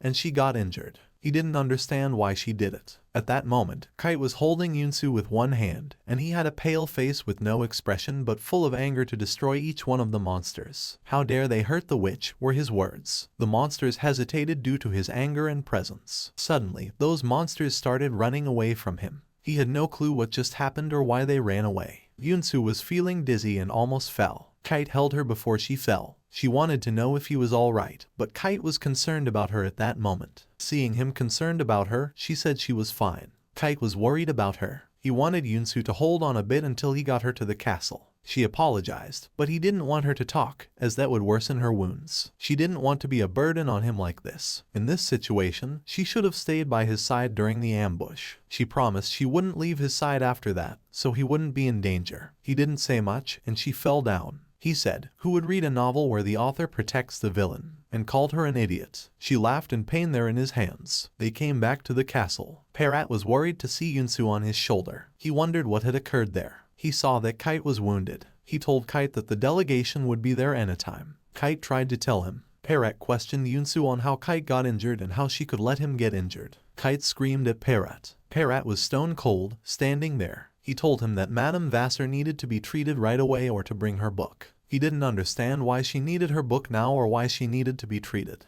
Perat saw her wounds on her back. He couldn't say another word. Kite carried her inside as everyone was rushing towards Kite to help. Kite didn't say much to Perat and kept walking. In the castle, everyone was getting prepared for the delegation. Perat was helping Kite get dressed. He asked him if that wound still hurt. That wound did hurt when Kite moved his hands. Perat had given him a pain reliever, so it was working maybe. Perat gave him such attire that he was able to hide his wounds. But he still wanted Kite to be careful about his wounds. Yunsu and Doris were talking there, and Kite called Yunsu to ask her opinion on his clothes. Yunsu looked at him and got shy. She said it was looking good on him. He wondered if that's all she wanted to say to him. She told him that's enough for him. But deep down she did admit that he was handsome. Perat was about to take his leave for the preparation. Perat called Yunsu outside the room. He thought she must be disappointed as she was the one wearing something different from others. She looked at her clothes, but she was quite the opposite as she was excited and she felt like a real knight. But Perat thought she might want to also wear a beautiful dress that day. But that was her choice anyway. She had to pretend to be a knight so she could be as close as possible to Kite without drawing attention to herself. Perat didn't say much. He stood there and apologized to her. She was not angry at him, but he was feeling bad about that day, about what he said to her. She put herself in danger to save Kite back then.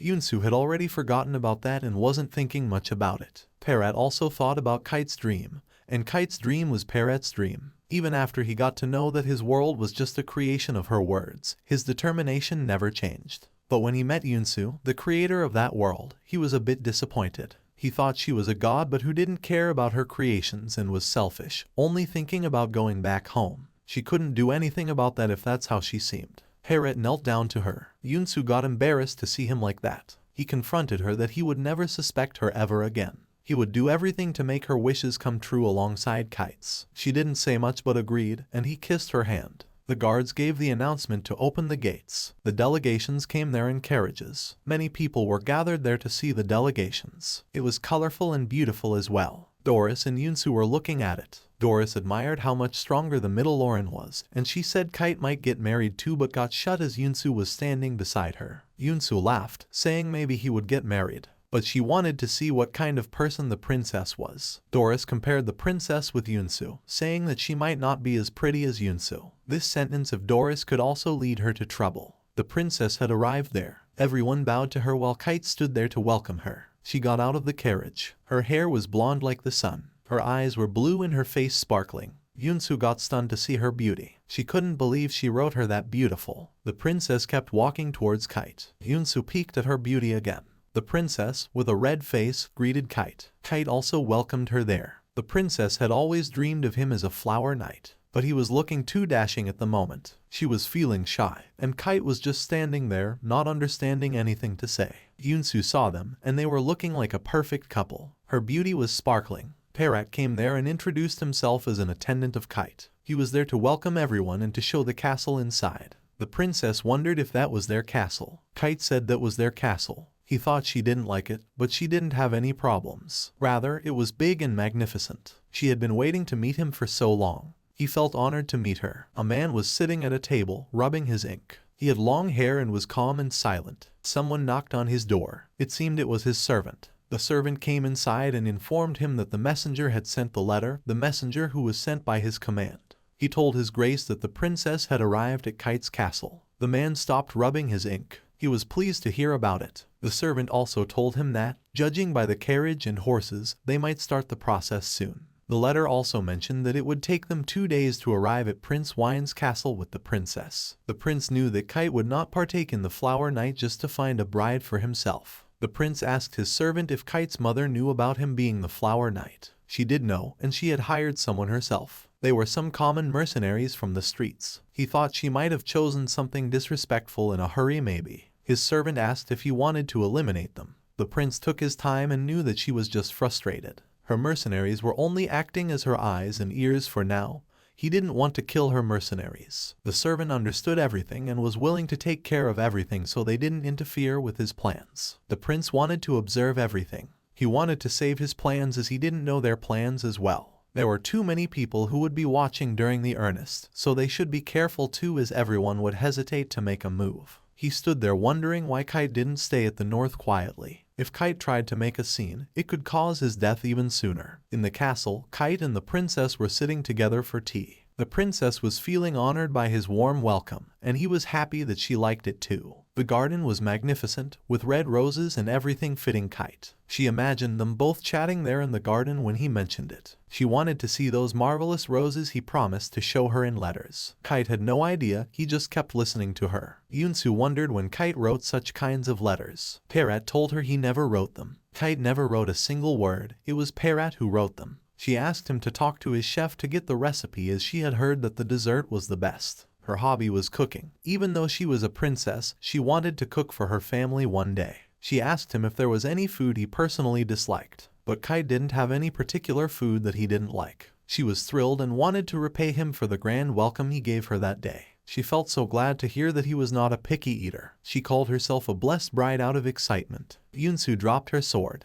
She interfered in their conversation. She apologized for losing her sword and picked it up. Kite asked if she mentioned bride. The princess got shy. She apologized for that and said she didn't want to talk about it. Out of excitement, she mentioned it and got ahead of herself. Kite looked at her, she was so shy. She was done with supper and out of hesitation, she said she would show him the castle and corrected herself by asking if he wanted to show her the castle. She was so shy that she apologized and started running. She fell down as she was trying to run away, but she didn't stop and kept running. Parrot found her charming, but Kite thought she was troublesome. Parrot told him to follow her, but Kite didn't want to. Parrot didn't want Kite to leave her like that. Kite should not forget that he is a flower knight. Yunsu was standing at a distance, seeing them mumbling. She found that the princess was the perfect female lead. Her next book was supposed to be like that, but she didn't remember creating that character. She started to think about when she made the character. A bride. Is Kite going to marry? She thought. She didn't want that to happen as she was the female lead and Kite was the villain. For her, it was a total waste. Yunsu made Kite a villain and a fool who always thinks about fighting. And he swears a lot. If they end up together, then. She saw them both standing there. Kite was saying something to her, and her tears were going away. She laughed there. Yunsu felt something different. Kite looked behind, but there was no one. Yunsu hid behind the pillar. Yunsu was in deep thought about how Kite and the princess looked like a perfect couple. She had no idea why she hated seeing them as a perfect couple. She and Kite were just allies of convenience. Kite wanted to be emperor, and Yunsu wanted to go back home. But why did it bother her anyway? She lay there thinking about all that had happened with her and Kite in the past. She felt shy and had no idea why she was thinking about all of it at that moment. Kite knocked on the door, asking if she was awake. He came inside. She wasn't sleeping but wondered what happened with his date. But it wasn't actually a date. He escorted her back, that was all. He sat on the chair and asked if she was all right. She didn't want him to worry about her, as she could act there. She would act like the best knight there. He looked at her, stood up, and he wasn't asking about her being the best knight there. Kite remembered how she said earlier that she would not leave his side. He walked towards her, wanting her to stay by his side, touched her face softly, and gave her a ribbon. He told her that she was a great soldier. Before leaving, he let her know that the ribbon was proof that she was his soldier and warned her not to lose it. She watched him leave the room. The next day, Kite and the princess were walking in the hallway. They were talking about how Kite learned sword fighting when they were young. He was the strongest swordsman, and even in Mittelloren, people talked about Kite's skills. Kite wasn't surprised to hear that, as the princess and Kite kept talking, and the princess was appreciating his skills and abilities. Yunsu, from behind, was watching them, seeing how she was hitting on Kite. A pillar of the castle was cracked. It almost fell, but Kite noticed it. He rushed and saved the princess from getting injured. They both fell on the ground. The princess was shaken. Kite understood that the column was not prepared properly. Kite rushed to check if she was all right. He apologized to her for this, as this happened quite a lot since the palace was a bit old. She was fine, nothing had happened, but dust got on her dress. She didn't want to continue and wanted to go to her room to rest. Kite didn't say much and let her go. Parrot apologized to Kite for what happened there. Kite wasn't angry, as this could happen to anyone. Yunsu noticed that the princess was shaken by the accident. She might not be all right. Kite knew she was from a wealthy family, and she might not be used to this. The princess came back to her room. She seemed quite upset. Her servant asked her if everything was fine. She said she was fine. Her maids rushed to check if she was fine. One of the maids started acknowledging Kite, saying that he was nicer than the rumors. He was able to save her, and was much more reliable. The princess got angry and slapped the maid right away. The maid fell to the ground. The princess was so much angrier. She asked her maid what she was excited about. The princess grabbed her clothes as the maid was asking for forgiveness. She got slapped again by the princess. The princess kept on slapping her maid, saying she was stuck there in a rundown shithole that was covered in dust and had to flatter a one-eyed guy. She did not stop but kept slapping her maid until the maid lay inconspicuously on the ground, and the princess was all covered in sweat. She was breathing heavily. Her servant saw her and told her to hold back. He reminded her of her revenge against the Froch lady, and that would only happen if the Fairyson helped through Kite. She did want to take revenge against that Froch lady, talking about marrying a powerful country, and now, a worthless woman was making her go through all of this. She didn't understand what was with Kite's attitude. He didn't even flinch after seeing her beauty. She wanted him to show her some kind of expression at least. He had a lot of attitude for a prince, she said. Only if he were not the Prince of Fairyson, he couldn't have imagined beauty like hers. She called him worthless and his castle dirty and old. But they didn't have any choice. Fairyson was their only option. She wanted Kite to be at her feet, groveling to her. She had plans to make him her puppet and make him emperor. Her country had enough power to make Kite emperor, even if she had to start a war. She wanted to kneel everyone down. The carriage was running with 3 horses guarding it. Inside the carriage, both Kite and the princess sat. The princess wanted to talk to Kite, but he was reading the scrolls and not paying attention to her. She suddenly started talking about the outer view, mentioning how she found it beautiful. Kite was glad she liked the outer view but was still not interested in her. She became angry, not understanding how someone could ignore her. She called him a poor prince with an old castle in the middle of nowhere. She tried to calm herself, thinking it would be easier to control a man who had nothing. She waited for her chance to make a move. As the carriage wheel was jolted by a stone, she pretended to fall on Kite, thinking this might be her chance. But Kite stopped her with the scroll he was holding in his hands, preventing her from falling on him. He told her not to stand in a moving carriage and to be more careful. Out of anger, she was shaking, wondering what he thought of himself. She almost had tears in her eyes. Yunsu wondered who had motion sickness. Perat explained that the princess was feeling nauseous and wanted to rest a bit. She did look demure, but she didn't seem that unwell. Kite told them she was fine and had also tried to fall on him. He wanted to get out of that carriage. Both Perat and Yunsu were shocked. Yunsu had no clue the princess could do this, but Perat was feeling good and wanted to know what else had happened. Yunsu got angry at Perat for asking him that. The princess was so pissed off about what had happened earlier. Her servant tried to calm her down, fearing someone might hear them, but instead, she got angry and slapped him. She blamed her servant for everything that had happened. She hated that a poor prince could ignore her. Since so much had happened, she wanted to take that opportunity to get her hands on him no matter what. She wanted to seduce him and then have the entire Fairyson in her hands. While she was saying this, Doris saw her. She heard everything the princess said and was shocked. They continued moving towards Wyan's castle. Yunsu wanted to know how much farther they had to walk. At that rate, they might arrive the same day,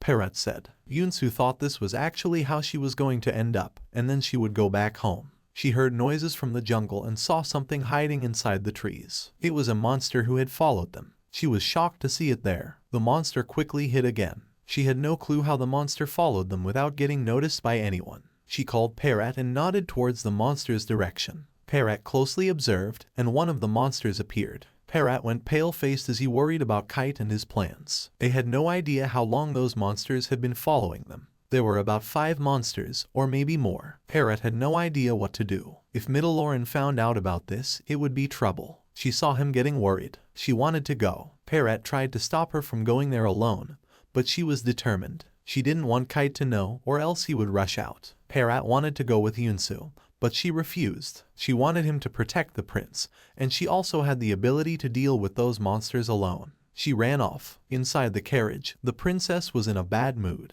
Kite noticed something and kept looking outside. The monsters started running away from her as she began following them. As she was chasing them, she had no clue what they were trying to do. A few moments ago, those monsters were following her, and now they were running away. She understood that this was some kind of trap. Her horse got spooked and fell. They both tumbled to the ground. She got hurt and looked forward to her horse. Out of nowhere, the monsters came out of the jungle. They surrounded her and her horse from all sides, and she was scared. Kite got angry at Perat for leaving Yunsu alone. Perat apologized to Kite, but he didn't want to scare the delegation, and the people of Middelloren didn't know about the monsters. Kite asked where Yunsu had gone. The princess wondered what had happened. Her servant whispered something into her ear. She was scared when she heard about the monsters. She wanted to know everything about them, but they didn't know much. Kite consoled them, saying it was nothing. But if it was nothing, why had they stopped? Kite wanted everyone to keep moving without worry. She was flattered that there was nothing to worry about as long as Kite was there. But she didn't know she had to continue without him. She was surprised. Perat tried to stop Kite, but Kite switched places with a knight. That knight was surprised too. Kite took the horse and ran to save Yunsu. Inside the carriage, the knight and the princess were sitting.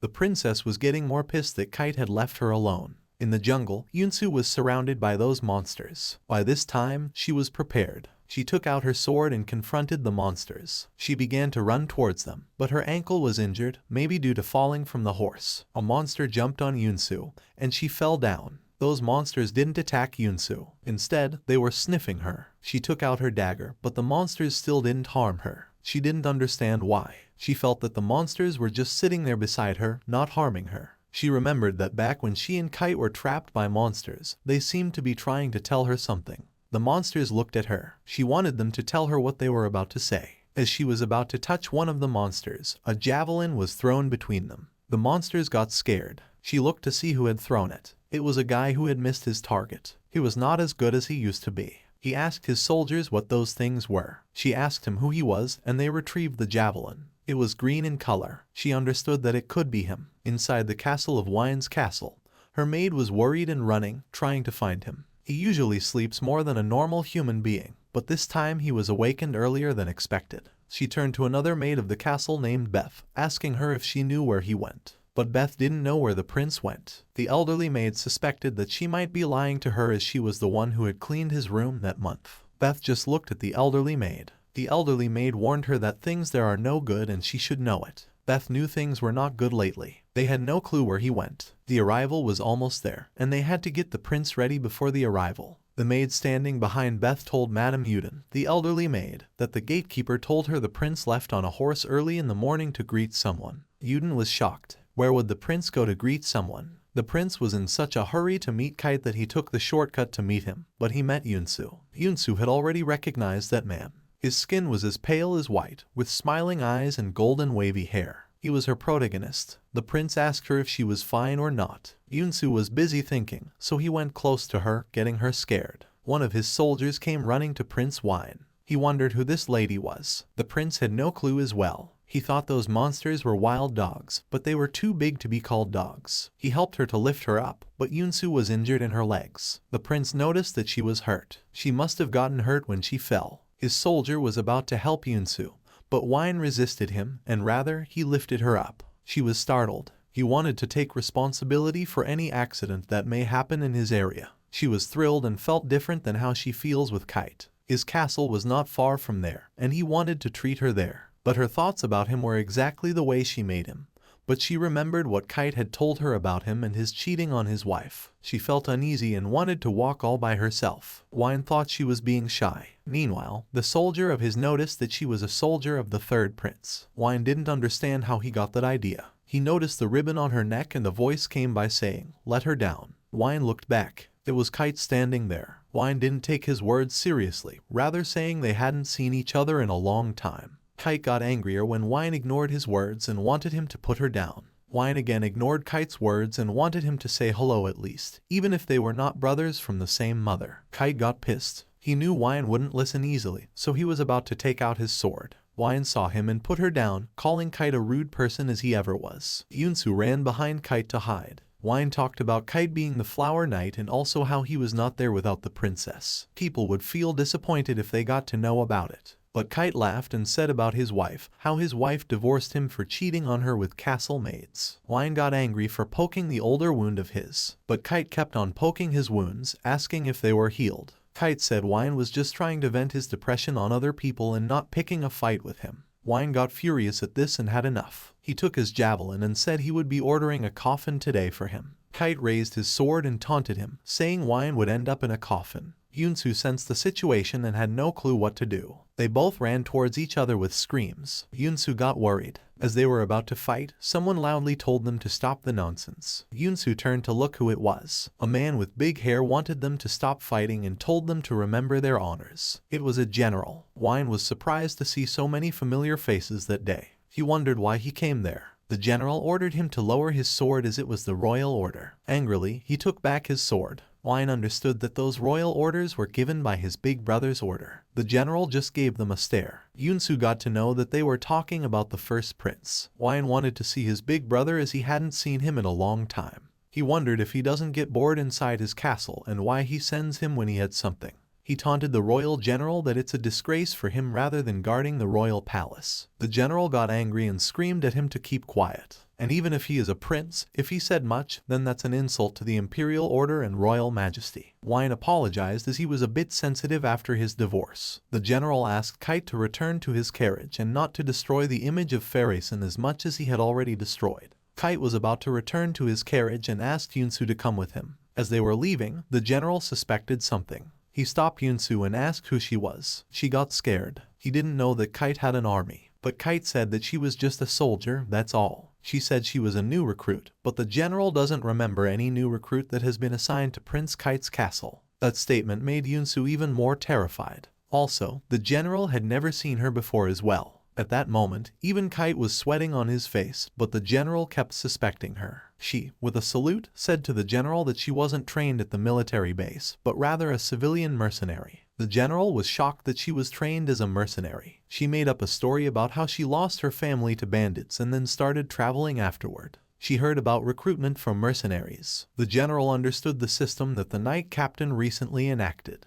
She kept making up stories that Prince Kite was recruiting mercenaries to wipe out the bandits. The general was surprised to hear this. With hesitation, he said he had selected her by himself. The general wanted to know her name, so she introduced herself as Vassar. The general ordered her to return to her position and also wanted both princes to return to their positions as well. Yunsu's horse had run away, so Kite told her they have to travel on one horse. Kite was already feeling a bit scared of her. She didn't understand why he was scared of her. She knew about the ferries and soldier recruitments better than he knew. It made sense to him. She laughed. She had utilized the mercenaries to emphasize the Doran role. She didn't know that knowledge would save her one day. She was missing her days when she used to drink Americano iced tea at the cafe. The Prince Wine heard her and asked what she said. She got scared of him suddenly asking her something. He asked again, but she said it was nothing. The Prince Kite asked Wine to get back to his place as it was the first prince's order. With rage on his face, he called Kite lucky that he was saved by that stubborn man, or he would have destroyed him.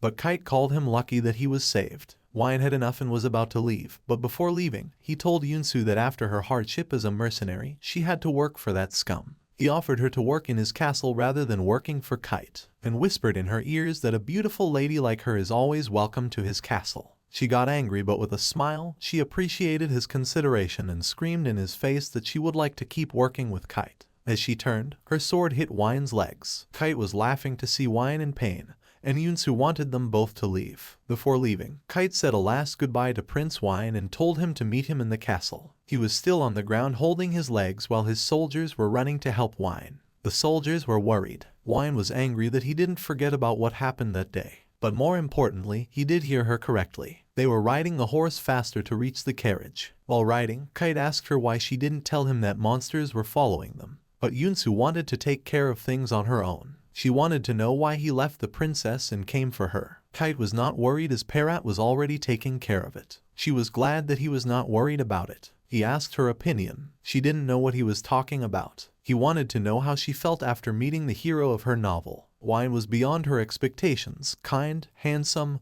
and energetic. And she doesn't like him at all. She was angry that she made him all handsome and kind, not to cheat on his wife. Her novel characters don't cheat on their wives, she said. How dare he cheated on her heroine? And even after cheating on his wife, he was still lecturing Kite and other people, she said. Kite was listening to her calmly. She didn't understand why he lectured anyone. He was in no position to lecture someone. He wondered if that's the reason why she hit him. She wanted to punch and kick him and demote him from being a hero, but she was holding herself back. Kite was silent and a bit sad about something. Then he smiled. He leaned on her back. Yunsu had no idea what Kite was doing. She asked what he was doing. He was tired and wanted her to hold the rein. She was getting all red-faced, but this was dangerous as well. He wanted to catch up with the others, but before that, he wanted to rest a bit. She didn't say much and kept riding the horse together while Kite was sleeping on her back. As they came into the city, people were welcoming them with flowers, and Yunsu was shocked to see this. Yunsu, Kite, and Parat were all riding horses. A kid beside the road handed over a flower to Yunsu. Hernfist and the Flower Knight, she thought there should be a country neighboring Ferryson, so she wrote a little about Mitteloren and about that too. But she didn't know that everything would turn out to be this amazing. They kept walking till the palace. A guard screamed Obson, and all the other guards raised their javelins in the air, making a path for walking in the middle. The Prince Wine was standing there. He welcomed everyone, Flower Knight, Kite, and the princess from Mitteloren. Kite was still suspecting him. Yunsu noticed a woman there. It was Erden. She was the first person who assisted the second prince when he came into that world and the scene stealer of the second prince. She was feeling great to see her like that in person. Kite greeted Erden, as they hadn't met in so long, maybe 5 years. She didn't say much but welcomed Prince Kite as well with a glare at him. Erden was one of those who had hate towards the third prince. She knew that if Kite went to Wine's territory, people would not welcome him there. A loud bang came from the carriage. The door opened, and the princess came out of it. She looked at Kite with anger and teary eyes and then kept walking away. Even the princess, nobody there was happy to see him. He was the most troublesome prince of Farason and the main villain of the story. Wine welcomed the princess and appreciated her beauty, as she was more beautiful than rumors said. He was about to guide her to the room she was staying in. Kite wondered why Yunsu was standing there. She should go with the princess. Yunsu understood and was about to follow the princess. As they were walking inside, Wine stopped them both as he never told them they could go inside. Kite wondered how he could stop him. Wine brought them to a wooden house. Kite didn't understand why he brought them there. Wine brought them there to show the guests their room. Kite got angry seeing that old house. Wine was making every effort to piss Kite off. Kite furiously got angry, thinking maybe he's doing all that because of what happened in the morning or because Wine's wife left him due to Kite. But Wine was the one who caused his divorce. Wine was angry too, but he was holding back and told Kite that he was not in a position to get angry as he was not in his puny castle at the north. But Kite was there as an official flower knight at the eastern castle. Wine knew about it. Wine made sure that Kite would get the best room for guests in the castle. Not only that, but also the best treatment there. But then why did he bring them to the old house? Because that house was for Parrot. Both Kite and Parrot were shocked. If only Kite was not a flower knight, Wine would have shown him that room for sure. Kite got angry and grabbed Wine's collar. Parrot tried to stop Kite. Wine had nothing to do with Parrot personally, but he was punishing Parrot due to his master. Parrot tried to calm Kite, saying he would live there, but Kite wanted him to stay out of that fight. Kite was so angry, he didn't know Wine would go this far to hurt him. Wine understood that Kite cared for his people and he should be more careful around Wine. Wine got off of Kite. He personally didn't want to harass people there since Parrot had nothing to do with Wine. He pointed at Yunsu. Yunsu was startled. Wine did remember her name Vassar. She saluted Wine there. She was the soldier of the hooligan third prince. Wine knew she was at the bottom of the rank. It was not fair to treat her like a noble. He agreed to treat Parrot with more respect as he belonged to Kite directly, but Vassar would now be stationed in the barracks of that castle as a soldier of the lowest rank. Kite was worried and he didn't want Wine to do that. Kite was furious. As a deputy commander, his orders were royal orders that Yunsu had to follow. Wine peered into her eyes and said his legs still hurt, and she would enjoy the barracks. Kite tried to stop Wine, but Yunsu didn't want to ruin things. She would be fine, she said to Kite, and as a soldier, she had to stay in the barracks. Kite knew that standing stationed at the barracks in the lowest position isn't easy. She thought it was easy, but she remembered something from the past. She remembered her searching and learning about barracks and how difficult it is. She stood there, pale-faced. Kite was standing beside the window in the castle. He wanted to know what she wanted to talk to him about. Meanwhile, the princess was choosing her colored clothes. He called her again as she didn't pay attention to his words. She questioned if he was really her flower knight, because Kite had left her abandoned on the road. Why did he even call her to Farason if he was going to do that? Kite had no answers. She stood and didn't want to question him for leaving his post as Parrot had already explained that there was a possible threat. She leaned on his chest directly, making Kite uncomfortable. The princess started crying that she was frightened a lot. She didn't want him to run away without saying a word. As he left her there in the carriage alone, Kite looked out of the window. Yunsu was standing there alone in the sun. The princess told him that Ernfest would begin soon, but Kite didn't hear her. She wanted him to stay with her all the time, but as soon as she said that, he wanted her to excuse him for a moment. He had something important to do and left the princess alone again. The princess was shaken.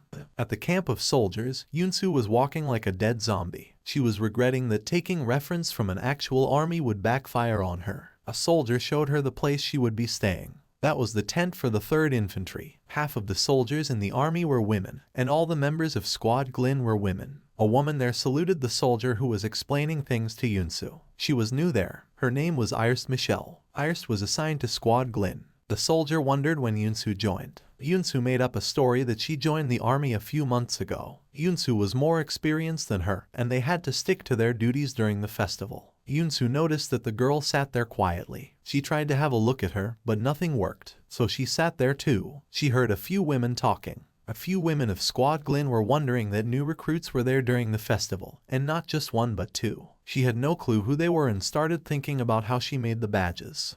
One line was Iris, and 2 or 3 lines meant Drayt and Swait, and the last one is the highest among all. One of the members sat there and wanted those new recruits to introduce themselves. Michelle started introducing and she worked for the 2nd prince. Yunsu was about to say something, but the woman there got angry at Yunsu and said to start over again. She got scared and stood up, giving her introduction. It was pin-drop silent in the tent for a moment. Yunsu was confused. As Yunsu was dispatched, they understood that she was not one of them. The woman again wondered that Yunsu worked for the third prince. All the other women were shocked to see her neck ribbon. Yunsu didn't want to draw too much attention to herself. The woman stood there, calling Yunsu a weakling and a soldier of the third prince. She wanted Yunsu to take out her sword. She didn't understand why, but the other woman just wanted Yunsu to follow her orders. She took out her sword and raised it. The woman saw her sword. It was not standard issue, it was an expensive sword. The woman wanted to know how she got that sword. Kite was standing outside the tent. Yunsu told them that Prince Kite gave her that sword. She was shocked. Kite came inside. As the woman was about to slap Yunsu, the other women in the tent greeted Prince Kite. Before slapping her, she halted. She looked back, and it was Kite. Kite told everyone to keep up their good work and asked if they needed anything from him. He greeted everyone with good work. Everyone present saluted Kite, including Yunsu. Kite smiled. It had been so long since Kite was inside the barracks of the soldiers. It was the same as always, hot and with warm air inside. He put everyone at ease, but Yunsu knew they couldn't relax as he was the highest-ranking soldier in the entire country. He wondered if they had training recently. There was so much dust there, he noticed. The other mate rushed to clean it and apologized to Kite for the dust. Yunsu was crying, wanting Kite to stop at least there. He smiled. He came directly to the topic as one of his soldiers was staying there, and maybe they hadn't heard about it yet. He stood beside Yunsu. Yunsu was his only soldier there. He let everyone know, and she had to stay there until the festival ended. Once the festival was done, they wouldn't be seeing Vassar again. He let everyone know that she was a private guard of his. The woman who was harassing Yunsu got angry. Kite thought he made it simple for Yunsu, but Yunsu had now become their target. They all were furious with Yunsu. One of the candidates raised a hand to ask a question. To become a private guard of a royal, every candidate has to pass the exam. And why didn't Kite take any candidate for the examination? It was simple that Kite didn't want any soldier under his commands. But he just mentioned that Vassar was his private guard. And yes, for Kite, she was a special case that he didn't anticipate. The woman had no idea what that special meant. With simple words, he explained that his soldier should not be treated as a simple soldier because she was only his soldier. And with that, he took his leave from the tent. All the Glin squad were standing in lines. A woman from behind told Kite to fight with her one more time. But Kite had enough. She wanted to fight with Kite until she won. But Kite was tired of looking out for her husband, and he told her to go home. But she kept insisting again. At that time, the soldier felt good about Kite. The commander had never won against Kite. Kite was known to be the master of martial combat. She dreamed of being his soldier and wearing that red ribbon and worked hard for that. But she had no idea what was special about Vassar. She didn't notice her to be a trained soldier. She was pissed and called Yunsu. She again wanted Yunsu to draw her sword. She was so pissed that she screamed at her and wanted her to draw her sword and come to her. Someone tried to warn the vice captain, but she didn't listen.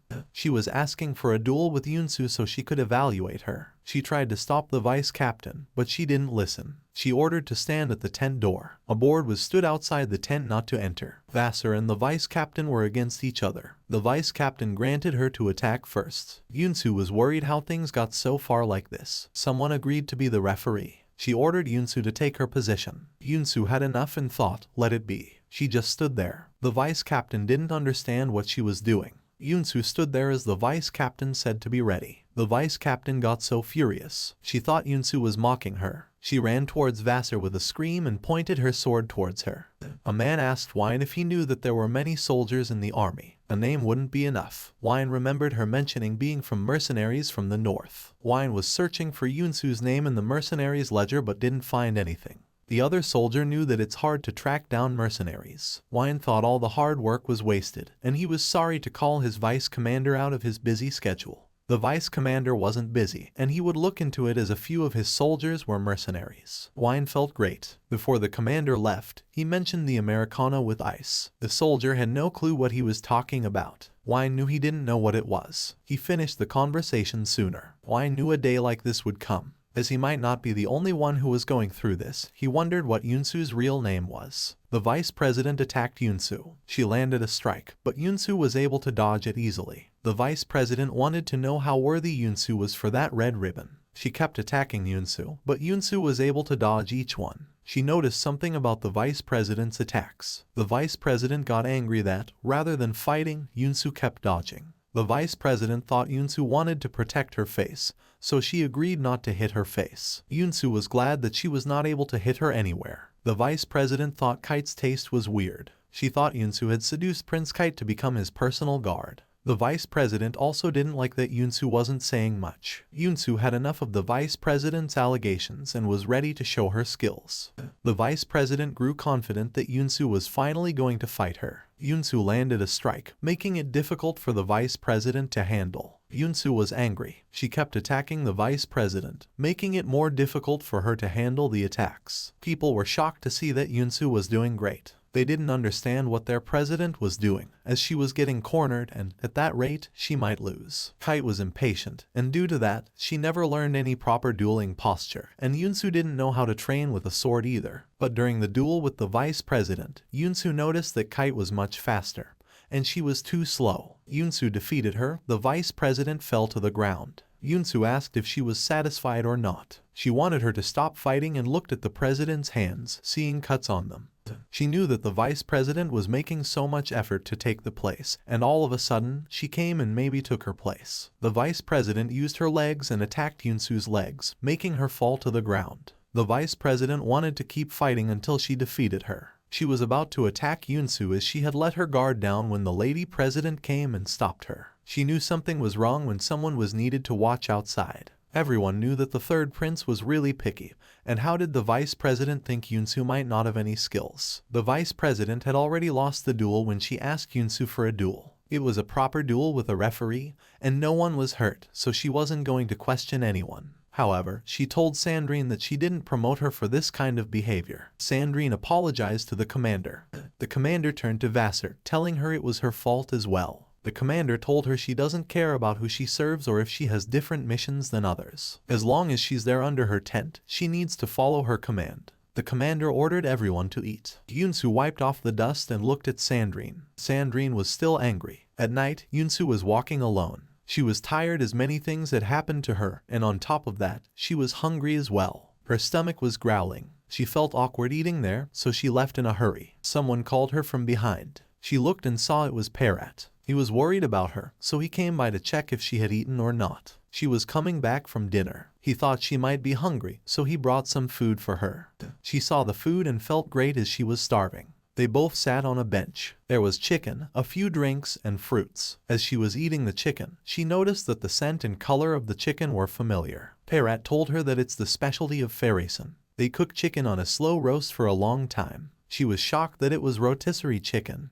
which she liked a lot. The food there was exactly the way she liked it. It was just as she imagined it. She felt and thanked Parrot as she was starving. He agreed to bring food and everything she needed. All of a sudden, she noticed his outfit. It was the royal uniform that he wore whenever there was a royal meeting or important celebration. He was worried that the uniform might not fit, but it fit as always. It looked good on Parrot. She felt sad that she made Kite and Parrot villains, and nobody called them for events. Parrot wanted to wear that uniform more often. Meanwhile, she asked Parrot what Kite was doing. Parrot told her Kite was with the princess at that moment. A lot had happened that day, but they were able to make it to Prince Wine's castle. At first, everyone considered Yunsu a witch, but now she was a warrior dancer and a soldier, which was amazing for Parrot. Even Yunsu wondered how she ended up like that. They only had one step left, and before that, he wanted to ask her something. He told her to take her time before answering this. He asked if she still wished to return home. Yunsu was curious why he asked that.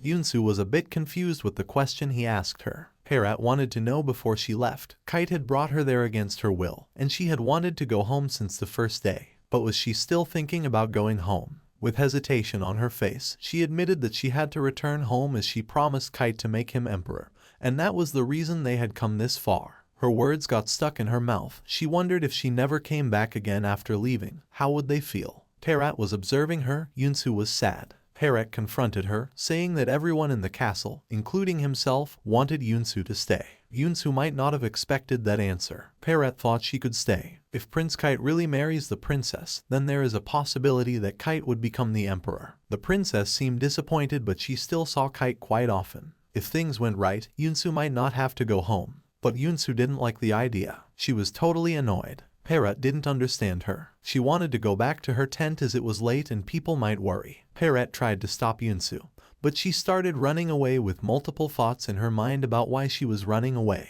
She didn't want to return after coming this far. One of the princess's maids notified her that Kite was ready to have supper with her. The princess's maids had some thoughts to share with her. Even though the maid hesitated to share, she voiced her opinion about Prince Kite. Even though the prince's reputation was not good, what the maid saw was even worse than she thought. The way he treated the princess was a bit off as well. The problem she noticed was that Kite wasn't interested in gaining power. Other than Ernfist, he was not able to attend any festival. The princess thought her maid was speaking with half knowledge. As the princess knew, at first only Kite was eligible for emperor, but for some reason, Kite lost his place and reputation and was dragged out. Kite was so close to being emperor but then lost it. How would he not be interested in it? The princess knew he might not seem interested, but he still wanted to be the emperor, and she could be a way to direct him. She wanted to have Kite on her side to complete her revenge. Froch, she recalled in her mind. When the princess was a child, her maid told her that her father had one more child.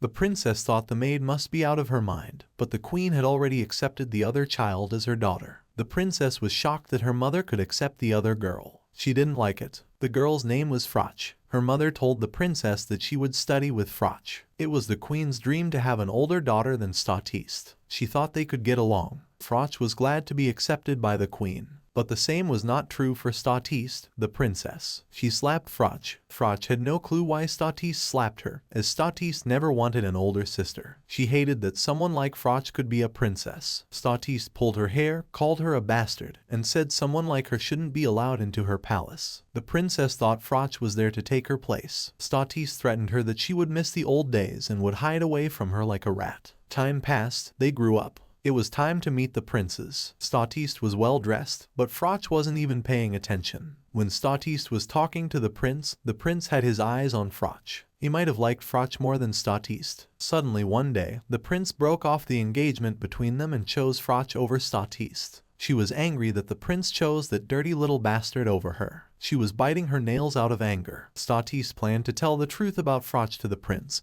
and then he might break the engagement as well, but Froch had already told him. She was standing outside the door. Statiste called her a dirty little bastard again and asked why she came to the palace and stole her fiancé. Froch was leaving, so she came to the palace to thank her. Froch had lost all her interest in Mittelloren and the queen's love. She hated that place so much. She was going to be an empress the next day, and she wouldn't allow Statiste to treat her like that ever again. She also called her a princess of a small kingdom. Statiste was angry at the way she talked to her, but the tables had turned. Froch was going to be an empress of a bigger kingdom than Mittelloren. She compared Statiste to a frog, even if Froch herself was a rat. Froch had waited for this day for so long. She wanted revenge on her. She whispered in her ear how Statiste would miss those days when she was able to hide inside a pond like a frog. Statiste was angry, throwing things in her room here and there. The maids were worried about her. She didn't want Froch to leave like this. She wanted revenge on her and to teach a lesson to that bastard. By then, her maid came inside with a letter. It was a royal letter from Fairyson.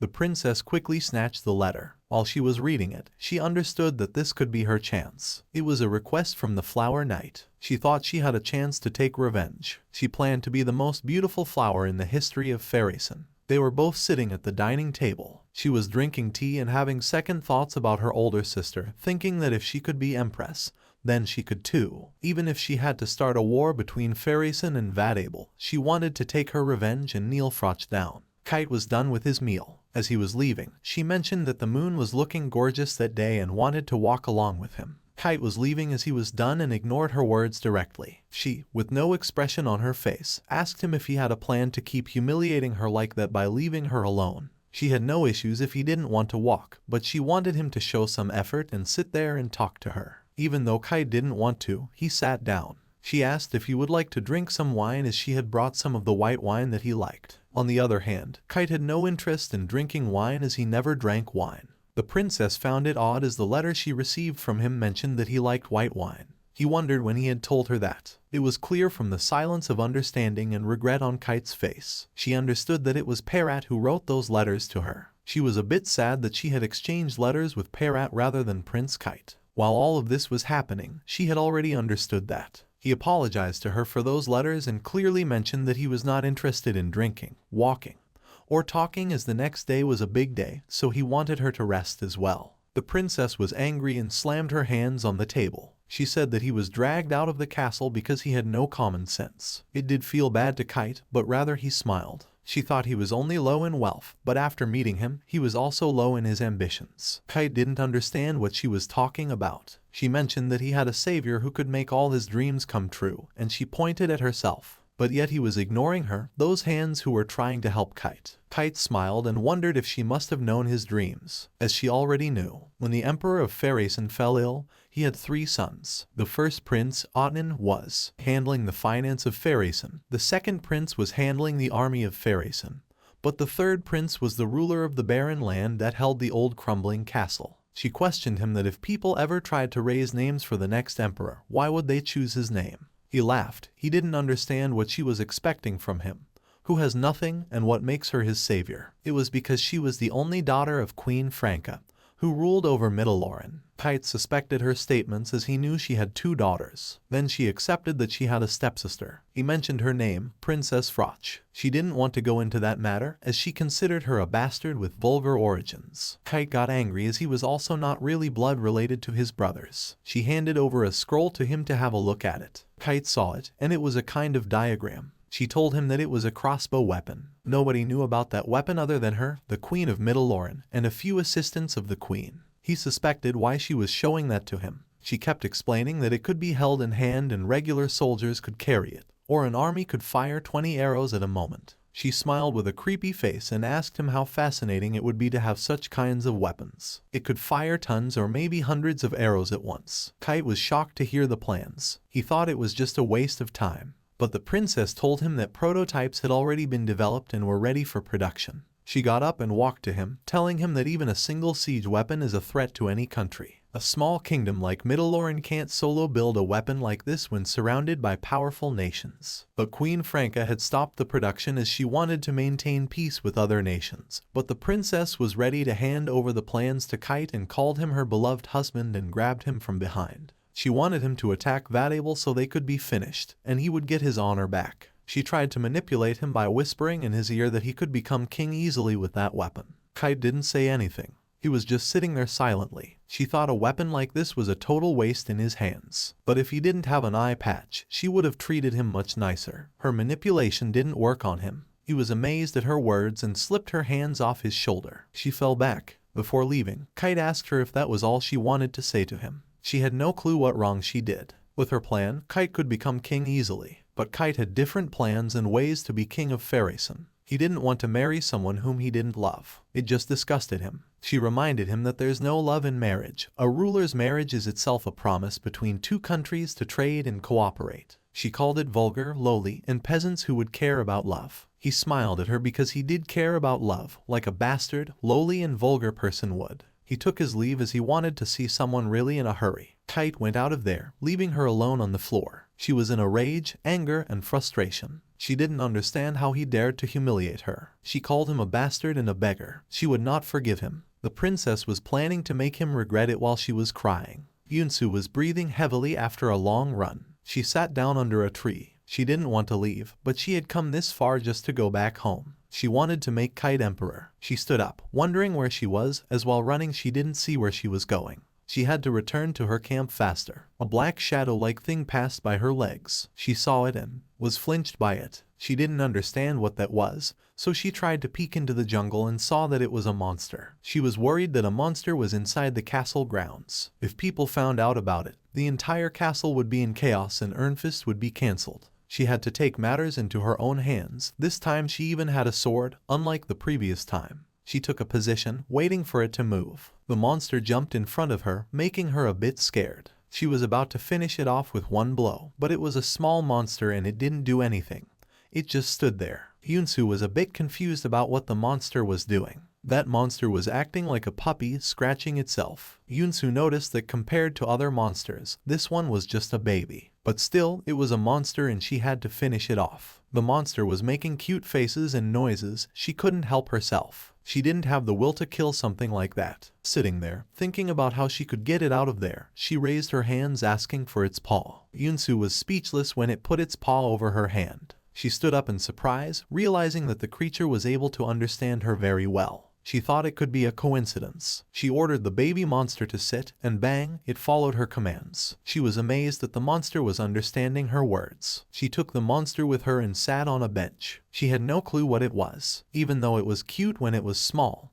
When it got bigger, it would be the scariest. She remembered that back when the monsters ambushed them, they didn't try to attack her, rather they attacked Kite. They didn't attack but approached her for help. Maybe they knew that Yunsu was the creator of that world. Yunsu started thinking about what the last line of the second prince's chapter was before she came there. It was something about him being chased out of the palace for his evil deeds and hiding inside the cursed jungle. After taking shelter inside the cursed jungle, the third prince was nowhere to be found. Doris saw Yunsu sitting on a bench. As soon as the second prince's chapter ended, the third prince's chapter began, and since she was there inside the novel, the story was going on its own. Going back to her home was the only way to make everything normal, she understood. Doris made a noise that scared the small monster, and it ran away. Doris was sad by the words she heard from Yunsu. Doris didn't want her to go home. It was late night, and Doris was still out, but she was actually bringing Yunsu some blankets since the bed inside the tent was not comfortable for her. But she heard Yunsu. Doris suspected that they were in Wine's castle. Regarding her going back home,